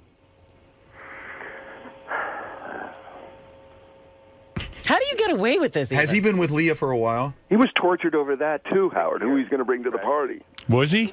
Yeah. He was like, I've seen that anxiety before with him. What did he say to you? I don't remember exactly, but it was just, I don't remember the exact words, but it was like, he was just trying to figure out who he's going to bring. And he probably has a rotation in his mind, and the party sort of was in the middle of a rotation. No. Like, John has to get a beat on the party and then, figure it out. I brought Nikki because I know Beth and Howard like Nikki, and we spent time together. I like Leah, too. You've met Leah? Oh, yeah, I met them all. Oh, my. It's an endless parade of broads. Not really. I don't think John goes through that many. I mean, oh, please. I show up on vacations with some country singer. That was weird. I mean, are you kidding? How'd she get into the mix? Well, and John didn't even like her. Every once in a while he throws one in. Our sense. What? I've never seen her since. As soon as he senses if we don't like someone. You guys get approval. Oh, yeah. Who was the singer? Who is this guy? John didn't like her so much. John had 5 massages in one day. Wow. He was hiding in his room. He brings a girl he doesn't even like. He can't stand. I said he had 5 massages. That's like, where is this guy? I go, did you see the girl? He goes, I don't want to be with her. I called I'm hiding from her. I think I made things worse. I told you John's crazy. He's nuts. But he's got so many beautiful women. That's his problem. So you're not going to be touring this summer? You're not going to do anything but find out why you can't love? I'm done 5 weeks. His problem is, Howard, he should just not be married, yet he wants to be married. Because he comes from a great family and he wants No, you know what it is? He's a guy who wants everything. You got to either... He's a baby. He's a baby. Yeah. Baby. John, a good-looking baby. Well, wait, let's not beat up on John. I donated 2 dinners. know. You know. Stop it. Did you write John? Thank you. Did you write John a thank you note? I thanked him yesterday. No. 6 years later. That's tacky. Stop it. Here we go. Let's not get on my case. John can't find love. Get on my case for the last hour. Well, John's right. If he donates something to your charity, you should write a thank you. And I did thank him. John's absolutely right. I did too. No. Stop it. John's a charitable guy. He's amazing. In fact, Howard, a couple of weeks ago. I did 2 $10,000 lunches for I her. know, and I love you for it. Thank you. Why would you not write a note? I wrote him after you said something. Not even an email. Stop it! I did. No, he was upset because when I had lunch with him, he said, "Listen, not a big deal, but I did this thing for I Robin." know, but that was years ago. I thanked him. No, but it was a long then. time after that. I know. Howard, the guys in the back wrote this one for you. It's an F, marry, kill. Go ahead. It's John, Jimmy, and Ralph. I would kill Ralph. Of course. No, I have to. No, Ralph, I love. So I have to. You're marrying Ralph? I'm marrying Ralph. I'm not going to marry Ralph because he embarrasses me. Don't kill John because it'll kill John. I'm not killing John. I'm telling you, you got to kill Ralph. I'm gonna think you have to marry. kill John. That's the humane thing to do. I'm gonna fuck John Stamos hard, better than he's ever been fucked. There you go. You'll forget Nikki. Then Ralph, I got to kill you and marry Jimmy. Of course. Right? Of course. Although really I should be married to Ralph because I get along best with him. But he embarrasses you. But is it insulting? So what? Who doesn't embarrass me? But is it insulting to John that he isn't even discussed for the marriage? No, I couldn't be married to John. He can't commit. John can't commit. He's got a roving eye. He can't love me. Is this a bad time to bring up Ralph's deal at your house? Yeah. Listen to John trying to swing it around. Look, I love Ralph, but I'll tell you what. You can't live with him. Can't live with him. I can't even invite him over. I heard from Beth and I heard from Jimmy what Ralph did. Yeah, well, why don't we talk about stuff that you tell me, John, then? Go ahead. No, I'm just kidding. He didn't get specific. Yeah, well, Ralph's got a lot. Ralph's got a lot of growing up to do. Speaking of babies. There's a lot of mature men on the phone here. Yeah, speaking of babies. I know how to behave. I don't say weird things to people. All right. And hurt their feelings. All right. Yeah. Got a little drunk. Got a little crazy. Excuses. Yeah. Well, John was drunk on moonshine. He didn't do anything wrong. Let's not talk about what you do when you get drunk, Robin. Who? What? All right. Well, what does Robin do? She's just be quiet, you. I love my Robin. I love Fred. Thank you. I think Fred's a genius. I mean, I watch. You don't have to say that, John. I like you no the matter way what. he works. John's other move is like when he goes like, the thing with Robin. He was so upset about that, but he goes, "It doesn't bother me. It doesn't bother me." But meanwhile, he tells Gary, he tells me, just like everyone. He can't stop talking about it. Right. It doesn't bother him. So it does bother him. It so bothers him. You could say that. You could be all right with it. You can go, that's shitty. Lunch with these fucking people for $20,000. I know. Were they really fucking annoying? Yes. Of course they were. Who would pay $10,000? True, John had to stop fucking for 10 minutes to go to lunch with these people. That's right. It slowed him down. It's true. Think about what John did for you. He did an amazing thing. Like John, what? Would you have done it? No. No, of course not. Absolutely not. But he not only, Really? He gave me the opportunity to do this once, and then we had two people who would pay the same amount of money, and he agreed without flinching and said, Right. I'll do both. And then you write him a note because you don't want to know something, Robin. Honestly, I would never have lunch with anybody. I was going to ask you for this latest thing that since you're not, because I I'm don't want putting to do together it. I'm telling you auction no. lots, I was going to say, what can Howard do? I'll tell you what I can do. You could have lunch with someone. I won't do it. He lets you rattle on about these annoying charities every day. That's enough. No. He can have lunch. No, I won't. And I was trying to find out from John what he's doing, but he's going to be sitting at home trying to figure out how to fall in love. No, he's going to be sitting at home fucking hot models. So when he gives you a lunch, he's really giving up really something. taking some time away. Something I probably won't do it. You're not going to do it? After that, Robin, you're thinking of asking him again? I would, yes. Oh, man, you got nerve. John. Yeah. If Nikki's the best lay of your life. Yes, the best. And Leah's right there with you. Quiet. Yeah, I'm saying. In other words, you like Leah better, but she's not the best lay of your life. They're equal. No, they're not.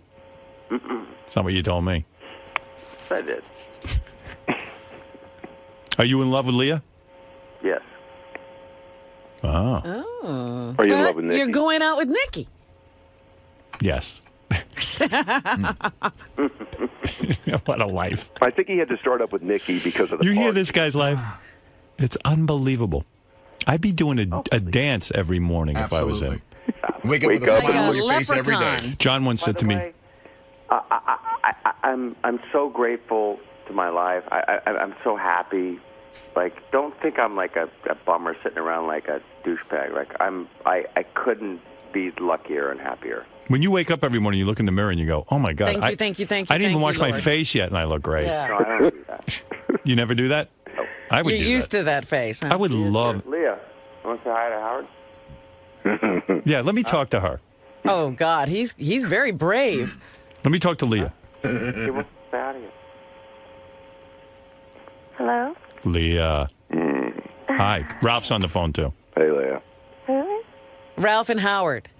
Oh, hi. Hey. I'm Robin. Hello. Hi there. Good morning. Leah, can't figure it out. John says he's in love with you. Mm-hmm. And then at the same point, he'll say, but I can't get married. I can't have, I can't be in a relationship. What's his problem? And why do you keep going back for more? I have no idea. Well, I mean, I know he's good looking, but he's putting you through the mill. He is making me work for it, isn't he? Yeah, he sure is. Oh, it's like the carrot on the stick. You really think you can get it, huh? No. Can't you seal the deal? Of course I can, eventually, if I want. If you want. So you're not sure? No, I'm not sure yet. Yeah, she's crazy, too. I think she has a boyfriend. What? You have a boyfriend? No, that's over. Oh, it is? But John is dating other girls, right? Yes. And does that drive you crazy? No. You're kidding. dating other people, too? Yes. Oh. Wow. See? So, like, you're not bummed out when he says, oh, yeah, this one's really good in bed, and then you don't care? No, we don't talk about that. Right. Well, he does. I'm sure he does. Yeah. If he asked you to marry him tomorrow, would you do it? If he proposes, you would not? Really? No. Why? He's too fucked up? What? He's too fucked up? No, he has to ask my father first for permission. Yeah, but I mean, but let's say... But if he did that... Let's say he asked your father for permission, went through the right thing. Would you marry him? Yes, I think so. Yeah. I think we're both crazy. See, So Leah's you're super perfect. good looking, too, so she's got a lot of options. I know. You dating any other famous guys? No. Just rich guys. Rich guys? How many of your boyfriends have yachts? No ugly guys. What? You ever dated an ugly guy? Never. You don't know what Well, you're she missing. didn't think he was ugly. Right. I don't think they're ugly if I date them. I don't know. So what's the deal? What's going to be with you two? I don't know. You think it's going anywhere? I have no idea. That's okay. Day by day. Let it be. Is John the best lay you've ever had? Honestly. The one who rocked your world, gave you orgasms and everything. I've had the most fun with him. You have. But did he have the biggest penis? I can't say that. Be honest. She can't say that. He wasn't the biggest one. So it wasn't the biggest one. So John, you take in John easily. You saying John's small? Oh, my goodness. No, not at all. No, John's pretty big. I've seen it, I think. What? Well, I haven't seen it, but my wife saw it. My wife said he was a pretty good size. That's when he used to be married. That's when he was really fun. Running around without any underpants on. That's what he's fun. Yeah. Wow. So he's not the best lay of your life? No, he's well, we'll see. I'm still young. Did you think it was weird that John didn't invite you to Jimmy's party? No. You weren't upset? No. Mm-mm. Don Rickles was upset. I would think you'd be upset, too. Because I have a good Hebrew name. Whatever that means. I don't know. Well, anyway. All right, guys. You sound sexy as hell. Did you guys make love last night? No. Why not? I was at a concert. What'd you see? Here he is. Hold on. What'd you see? Oh, I saw Massive Attack. Massive Attack? John doesn't even know what the... John can't go because he doesn't know their songs. Is John the oldest guy you ever dated? What? Is John the oldest guy you ever dated? Yes. He's like almost 50. I know. Most famous guy you ever dated? Yes. Were you a Full House fan, or were you too young for that? Not at all. She saw it in reruns. Friday night. You saw it in reruns, right? You didn't see the original Full House. I don't think so. You're an ER John fan. That's probably what it is. No, I was. She just got out of high school. I know. That's what I was saying. She only knows him from ER. How long What's you out of Full high House? school, Leah? 10 years now, I think. No. Yeah. What year? Well, she must have been no, advanced. 6 years. 6 years. Yeah. 6 years, yeah. She just got out of high school. I know. John picked her up. John used to drop her off at high school. John met me barely at 18. That's right, I know. Yeah. John bought her first Star Wars lunch pail. All right, guys. All right, baby. Go. What are you wearing right now? What? What are you wearing right now? Honestly? Yeah. Tank top. No panties? No bottoms? No. Nice. Let it all air out. Let it all out. Let it out, Raven. All right, Leah. Thank you. Let the poison out of your system. Hey, Leah. How old's your mom? couple years older than John. Is that true, or is John older than her? No. She's a couple years older. All right. All right, baby. That would be great. I hope to see you soon. Oh, my God. What? What? What? Oh, you put her on the phone. She said your cock wasn't the biggest one she's ever had. She did? Yep. Mm-hmm. Leah. That it was small. Leah. And that you're not very good in bed. And you're crazy. You're winding me up. All right, I got to go, guys. Yeah, enough. She said Don Rickles is bigger than you. More shriveled. Right. All right, Johnny, I love you. I love you, too. And John Stamos, not promoting anything, quite frankly. Are you? I'm doing Entourage. I'm on Entourage this season. All right. John, yeah. And he's going to figure out how to fall in love. Right. Go easy on me this week, man. I will. I realized I was being a little too tough. I didn't realize. You think? I mean, everybody called me and they said, like, I thought he was your friend. I'm your friend. I'm your friend. I'm a welcome, better friend. Welcome to the club, John. It happens. That's why you take a hit. Bullshit, because I didn't, if I fuck up like you, Ralph, then that makes sense, but I didn't. Right, you didn't.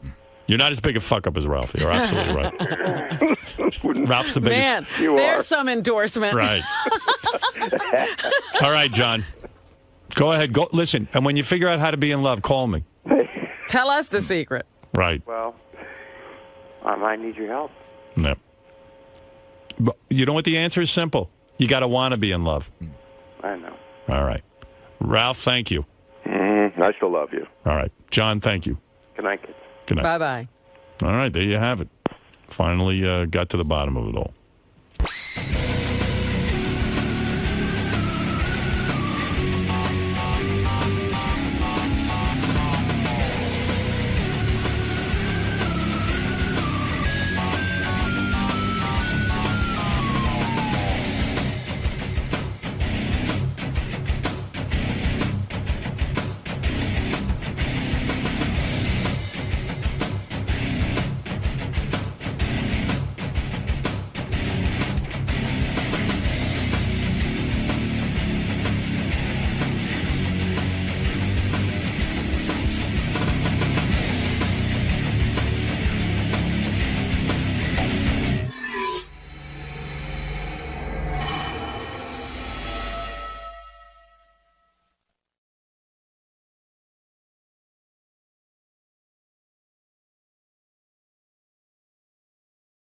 Hey, Howard.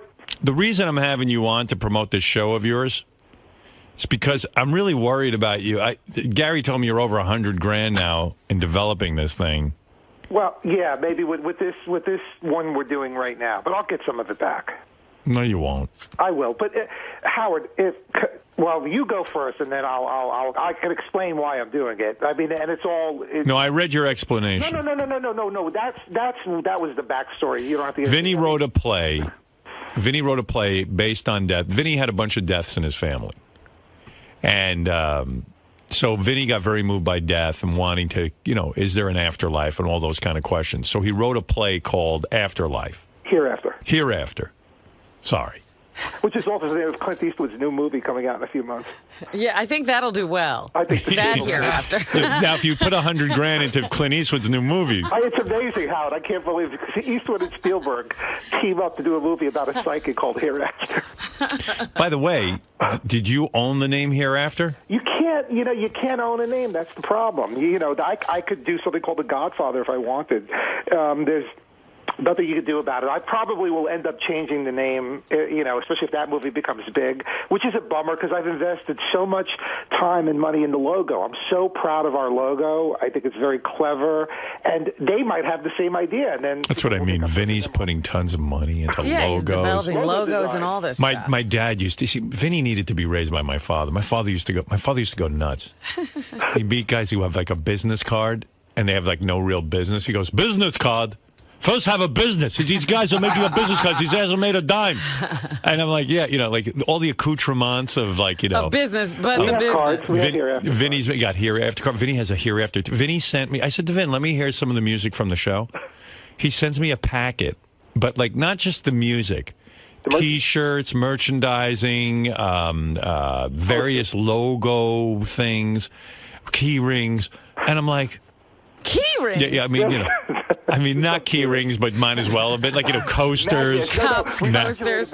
Hereafter magnet, refrigerator magnet. Every time you go to eat. And I'm just like, I love Vin. I do. I love this guy. He's a sweetheart. And, Vinny doesn't make a ton of dough. He's a network liaison to Letterman. He makes a good living, don't get me wrong. But he's got, his wife would probably love a new coat. You know what I mean? Her coat is in the play? Yes, yeah. It's the Depression era, you're right. And I don't know, it's like... No, she has been amazing. The sacrifice that she and my son have made really has been very noble. It has made me rethink it sometimes.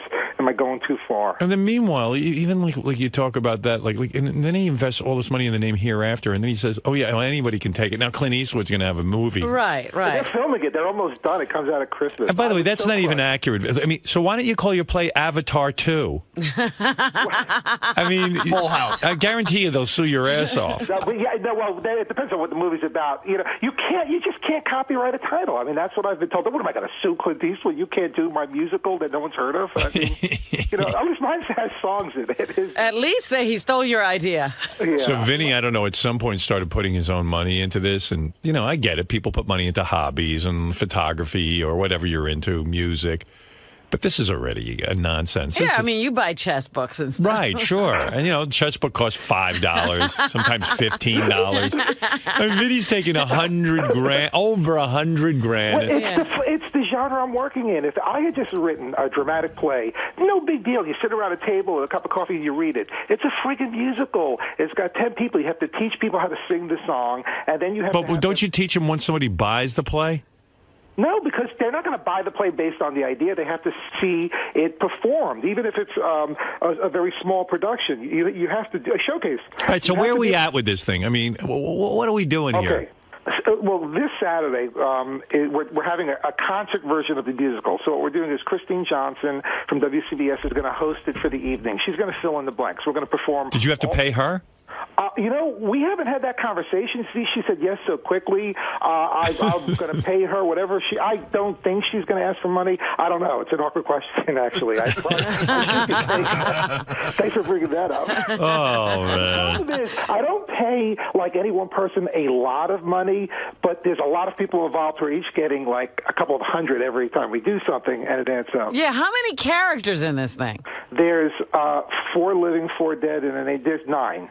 9 people you got to pay. 9 people, yeah. You want to hear some of the music? Yes, I do. Well, first of all, Vinny's going to host a concert of music from his show Hereafter, which coincidentally is the name of the new Clint Eastwood movie. That's why we call it Hereafter the Musical, or Hereafter Musical. All right. Tickets available online. You're kidding. Musical. Tickets are still available? Yeah, shockingly, we're almost sold out. At the door and at hereaftermusical.com. And like Vinny goes, well, I'll recoup some money because tickets cost a little bit of money, and I'll probably make... How much money will you probably make on this if it sells out? If we sell out, and I don't know that we're going to sell out, we the potential to gross $10,000. But didn't it cost you $14,000? Yes. So you're going to lose money on this? No, because like what I'm getting for that $4,000, you have no idea. Okay? We did it I don't have any idea. You're right. I get a lot out of it because it's like a workshop as well. It's a great. All I know is if you spend $14,000, right, and you only bring in $10,000, right. You're losing $4,000. No, this is not being done Call me to nuts. raise money at this point. This is in development. Yeah. Don't forget, that number is if he sells out. Correct. Well, there's merchandise. People might buy some magnets and CDs. You got to see my little table set up. That means he spent money on merchandise. Right, magnets and CDs. Why are you merchandising a play that's not even out in a theater? You understand? To me, I'm just visualizing it. I know it sounds hokey, but I'm so proud of what we've done so far. I really made it for just like friends and family. Does Letterman ever talk to you about? Does he know you're doing this? I have no idea. I don't. I mean, the people that I work with there are aware of what. When's the last time you actually had a conversation with Letterman himself? I think when we did your history of Howard Stern stuff, we were together when he did his piece for your... So you never even really speak to Letterman. I speak to him every day through his producers, through his assistant. You know, he's... Right. Did you hear what he just said? Yeah. He speaks to him every day through. Well, so wait, he hold on doesn't for a second. speak to him. He Hold on. speaks to his First of all- assistants. First of all, there's so many layers between Dave and I. He doesn't have to talk to me on a regular basis. He talks to me through the executive producers, Rob Burnett, Barbara Gaines. Right. Then say you talk to Letterman once in a while. So have you? I'm not going to lie and say we talk every day. No. Have you made it clear to his producers and stuff like Rob Burnett that you're involved in this? Oh, they know, absolutely. Does Dave think you're nuts? Probably. No wonder Dave doesn't want to meet with Vinny. Dave's I'm probably gonna like, have listen, to hear about that play. yeah, you shield me from this individual. You know. By the way, I speak to President Obama through my radio. I don't know how many people know this, so I relate to what Vinny's saying. Dave can hear Vinny through the producers. Hey, Dave, if you're listening now, this is what I'm doing. Rob, you mind telling Dave what I'm thinking? Oh, sure, Vinny, no problem. Let me see. Let's see. Vinny, why do I have direct contact with you if Dave doesn't? I was going to say, why are Your we standards are promoting way it? too Let low. Letterman. You need to up your standards. All I know is I'm in email contact with Vinny. It's amazing the way we get in touch with each other. I'm shocked. Yeah. Oh, John Stamos is on the phone. He says that... Oh, John broke my heart, man. I wish he sang for me. Has Vinny been bugging John about this? Yeah. Vinny bugged John to sing in the John, tell him musical. what you said, John, if you're listening. Wait, hold on. I'll get him on. Hey, John. John. Hi. Hey. Hey, John, wake up.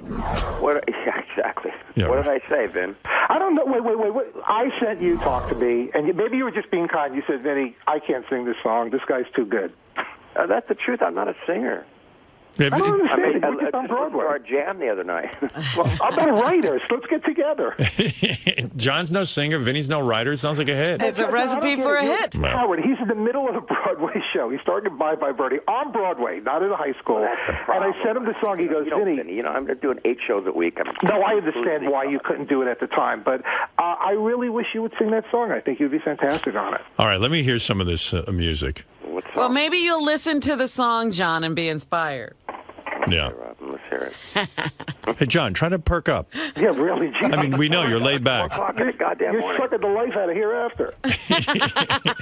Sounds like John died. What's your play, Vinny? All right, here we go.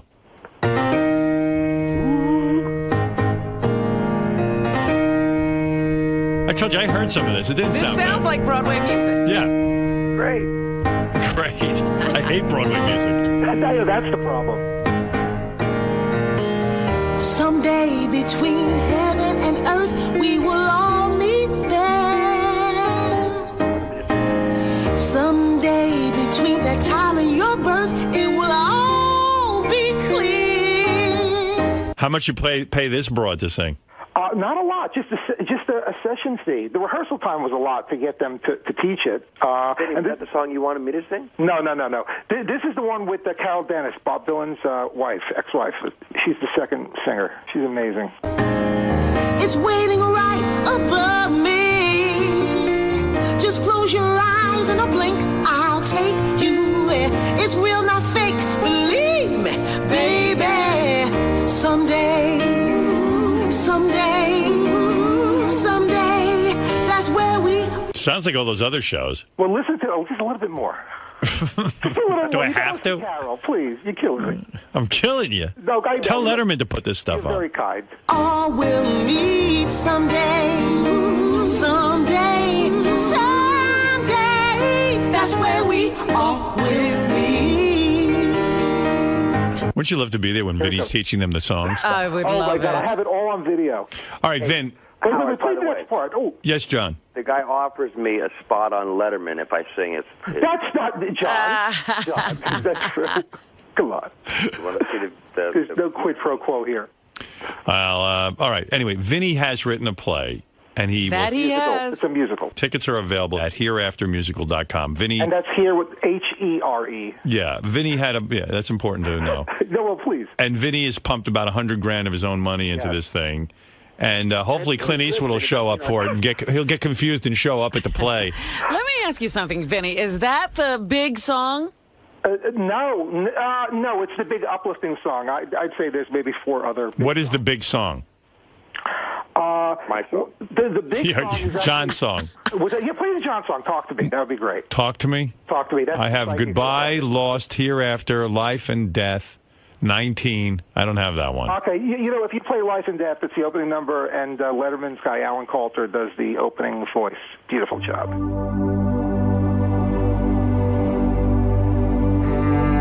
It's big. I could see John Stamos in this show. Listen to this orchestration. Yeah, I mean, you know what this cost, Vinny? You had That was expensive.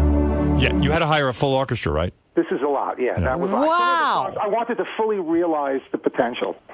Wow. I'm never doing What did you say, John? I said I'm never doing another play as long as I live. Why? God, you're killing me. John wasn't happy doing Bye Bye Birdie. He was fantastic. He was great, but he wasn't happy. No. Why are you not happy in Bye Bye Birdie? John's never happy at anything, I don't think. He seems like a sad guy. Hey, Vinny, you let us do the jokes, and you write the music. Oh, look at you. Now you're part of the joke.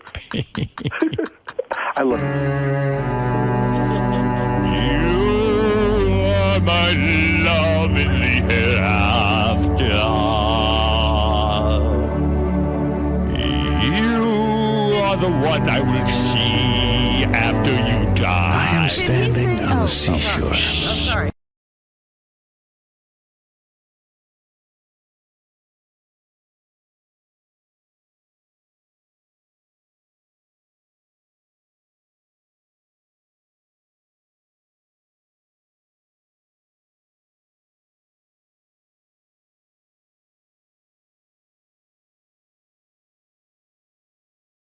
Hey, Van. It's a temporary bed. Hey, I love the music, and I Thank think you, John. It's I appreciate impossible to get a show on Broadway. You know that. Oh, you know, this is already a success. The fact that we could do it at the Randy School is amazing. There's a high school in Connecticut that's going to do it. I just want it done. I don't care if it doesn't make it to Broadway. We'll aim for that, but I have a feeling it's going to be produced many times for many years to come. I hope so. All right, Vinny will be hosting a concert of music from here after Is this that Saturday how the night. play opens? Yeah. No, wait. No. There's this song kicks in right after that. Oh, well, all right. Let's hear the song. Come on. Just at the moment when someone says she's gone, there are others who are watching here. Someone's at the door, Robin. That's the people about to see the. That's probably death coming to the door. I get it. Maybe those are just the bells in my head. Hey, I'm telling you, this is money. You're listening to money. Yeah, this is Vinny's money going out the window.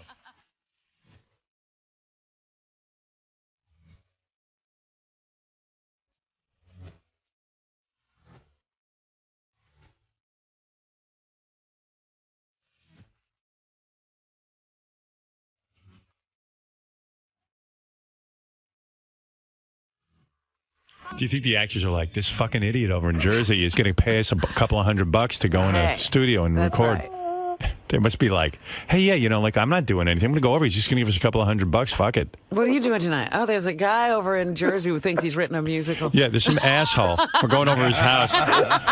He could have bought his wife and kids a coat, but he's going to give it to us. I wonder if the singers felt guilty taking the money. No, they do this all the time. Amazing. And I have to give a shout out to my partner Frankie, who has really made this thing as good. What do? You like write a check to him, or you just hand him a couple of bucks?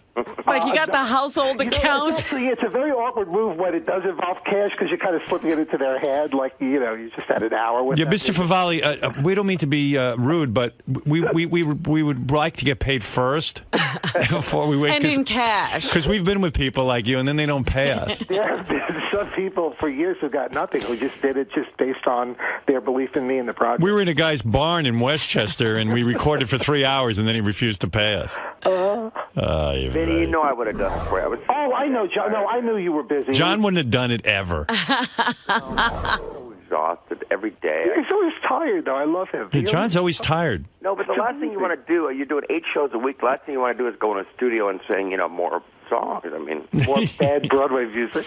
You mean you were actually on Broadway doing a real job, and you didn't want to go to Vinny's house and record some bullshit? First of all, it was months before. I know you were in rehearsals, but it wasn't like, John, in between shows. Rehearsals are the worst. Rehearsals are 15 hours a day. Well, Bye Bye Birdie's been out for years. How much do you have to learn? Benny figured you already knew that music. John, you were great in that, by the way. That was incredible. And I was so happy to have you and your family, and your son is so delightful. You're so nice to everyone. All right. You two love birds. That's a love fest. All right, let me see. Wait, I want to keep John on, and I want to unload Vinny. Yeah. All right, wait, no. I will gladly hop off. Howard. Wait, let me see if I can keep you both on. Hold on, one second. No, we don't need Vinny. I'll get rid of him. 1 second. 1 second. Wait, hold on. Trust me, John, you need me. You trust me? I love Vinny, but he wasn't at the party. We got to talk about the party. Oh, you know where I saw yesterday? Jerry O'Connell.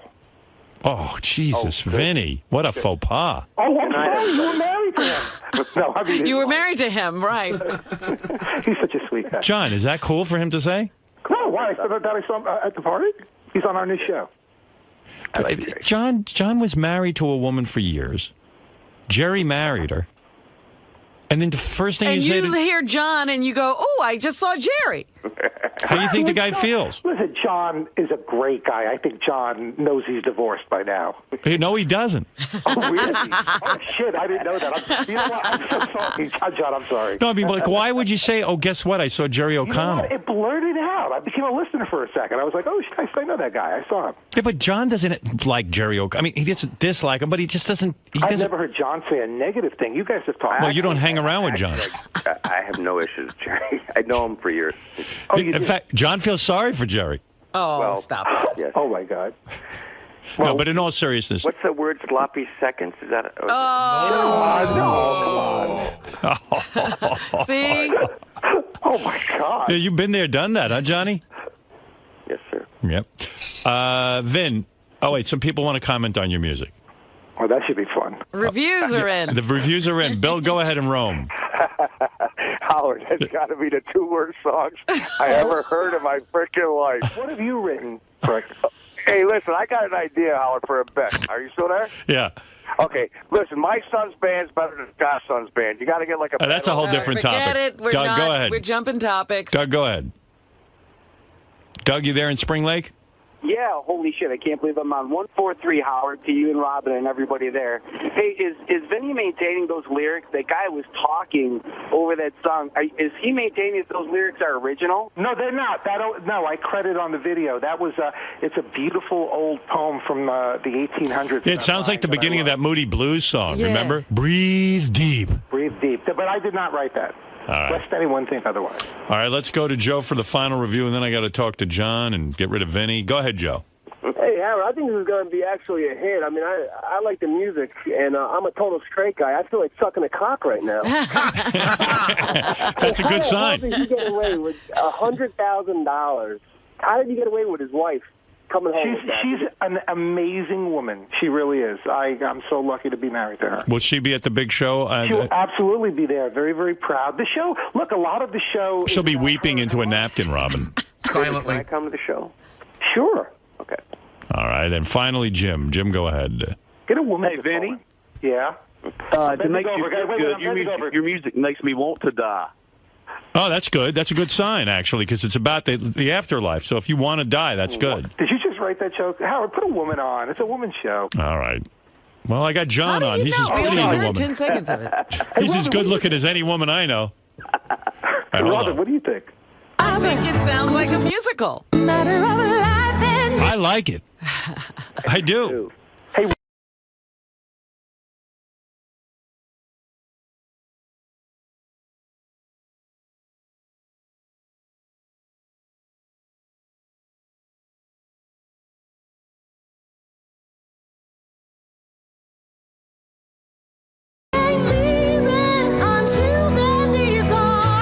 I don't call me an asshole. I think it sounds pretty good. It sounds like it could have been on Broadway. Yeah, it's the opening number, by the way. Yeah. All right, Vin. Maybe you got into something. I hope so. And hey, guys, I do appreciate the tough love and the support. I do. Oh, wait, here's a woman wants a comment real quick. Lori, go ahead. Okay, I hate to start the morning off on a sour note, but that was a really sour note. Those were a lot of sour notes, actually. This is a woman. Sorry. Good songs. Those are good. They were good. They're very musical. Yeah. We're my Facebook friends. Vinny, they can't get through. Vinny friends everyone on Facebook. I know. No, they friend me. I have never friended a person. I will accept. He accepts every friend. All right, Vin. Listen, good luck with the show. Guys, thank you very much. If you go to hereafter.musicals.com, you'll get more information. H-E-R-E. H-E-R-E, correct. All John, right. I love you, man. Take care. I can't believe you bothered John Stamos to come fucking sing your songs. I mean... And he was so sweet. He actually listened to the music, and he said kind things. And that was but John's like a big star. He was on ER. He's been working since he's 12. He was on my favorite musical, 9, like one of the best musicals. That's my whole point. Great in that too. You can't bug guys like that. I know. You know what? It was very presumptuous of me to think that he would drop everything and do it. And I swear to God, if I had a little more time, and John doesn't do shit like that. I swear to you, I'm not that good a singer. I swear, I'm not good in the studio. It takes me forever to sing a song. Yeah, John's not that good a musician. He just yells at musicians. My songs are very easy. You're the Beach Boys. You're like the 80th Beach Boys. All right, Vin, I got to go. I want to talk to John a little bit. Okay, I appreciate it, guys. And we've spent way too much time on you. All right, play some more music. Thanks. All right, Vinny. Okay, bye. John, what do you think about Vinny Favale spending all this money on a musical? You know, Vinny's a friend, and I wish him nothing but the best, and I hope it succeeds. And I know he's really passionate about this, and look, he's got the money to do it. God bless him. I really hope it works. But he's out of his mind. Seriously. I'm assuming Vinny's spending all this money. I'm assuming that all the years he's been taking the stupid bus and the work, he's been all that money he's been saving. He's been putting a little, shitty Broadway account. It's a gamble, man. I mean, what can I say? If it pays off, great. If it doesn't, it's a colossal financial failure. I actually think it takes a lot of guts to do what he's doing. Vinny's a smart guy, and he knows the risk he's taking. So I wish him the best as a friend. I'm pessimistic about his chances, but I hope for the best for him. And I hope for the best, most importantly, for his kids who will need money one day. I hope he's not blowing everything. Please, Favale Jr. is out there. Need a little nest egg, okay, Vin? Don't blow it all. Thank you. Come on, man. $100,000. Put your kids through college or something. Don't waste it on that garbage. No, the truth is, he's not an expert in that field. It's not going to happen. I mean, Vinny, if he had $100,000, he should buy a gym with it, get a nutritionist, do something, get in shape. I admire him for pursuing his dreams, but let's be frank. Do you think Vinny Favale is going to be successful in a musical? He's lucky he could fit his fat ass in a chair to watch the goddamn thing. There's no way. It's an expensive hobby. That's how I would look at it. I don't think I don't think you should have the expectation that it's going to go anywhere. But I can't really fault the guy for investing in something he really believes in. If he's got the money to blow on it, fine. I mean, if he was poor, if he was taking out all kinds of loans and he was mortgaging his house to pay for this, I'd say, get a life, dude. But, I mean, if he can afford it, I really don't have that much of a problem with it. I mean, I think it's really gay. Musicals in general are just awful, but... Hey, man, I don't know. To each his own. I know Jason likes to stick his cock between his legs and dance around his house naked, so I don't really judge him for that, Even if he sells out, he spent $14,000. If he sells it out, he's only going to get $10,000 back. There's something wrong with that equation, isn't there? There is. Yeah. I mean, I love the guy. I love hanging out with him. He's a great guy and shit, but... So you think he's making I think he lost his fucking mind, to be honest with you. He's so wrapped up in this thing that he doesn't care. He's throwing all... Maybe his accountant told him that you got to get rid of some of your money or something. I don't know, man. Maybe he got a ton of money stacked away, And the guy told him, listen, you got to start spending, or Uncle Sam's going to take it. That's the only thing I can figure. Steve, so I hear you've been following Vinny and his musical. Is there any more information that we're missing? We've done a lot of reporting on Vinny's project. We've been to rehearsals. We've interviewed the family of a young man who died in a tragic car wreck in Jersey a couple of years ago. A story that really inspired Vinny to come up with this incredible creation. I think, and I'm no Broadway expert at all, I'm just somebody who hears his project, has heard his music, and I think it's tremendous what he is doing. I think it's amazing.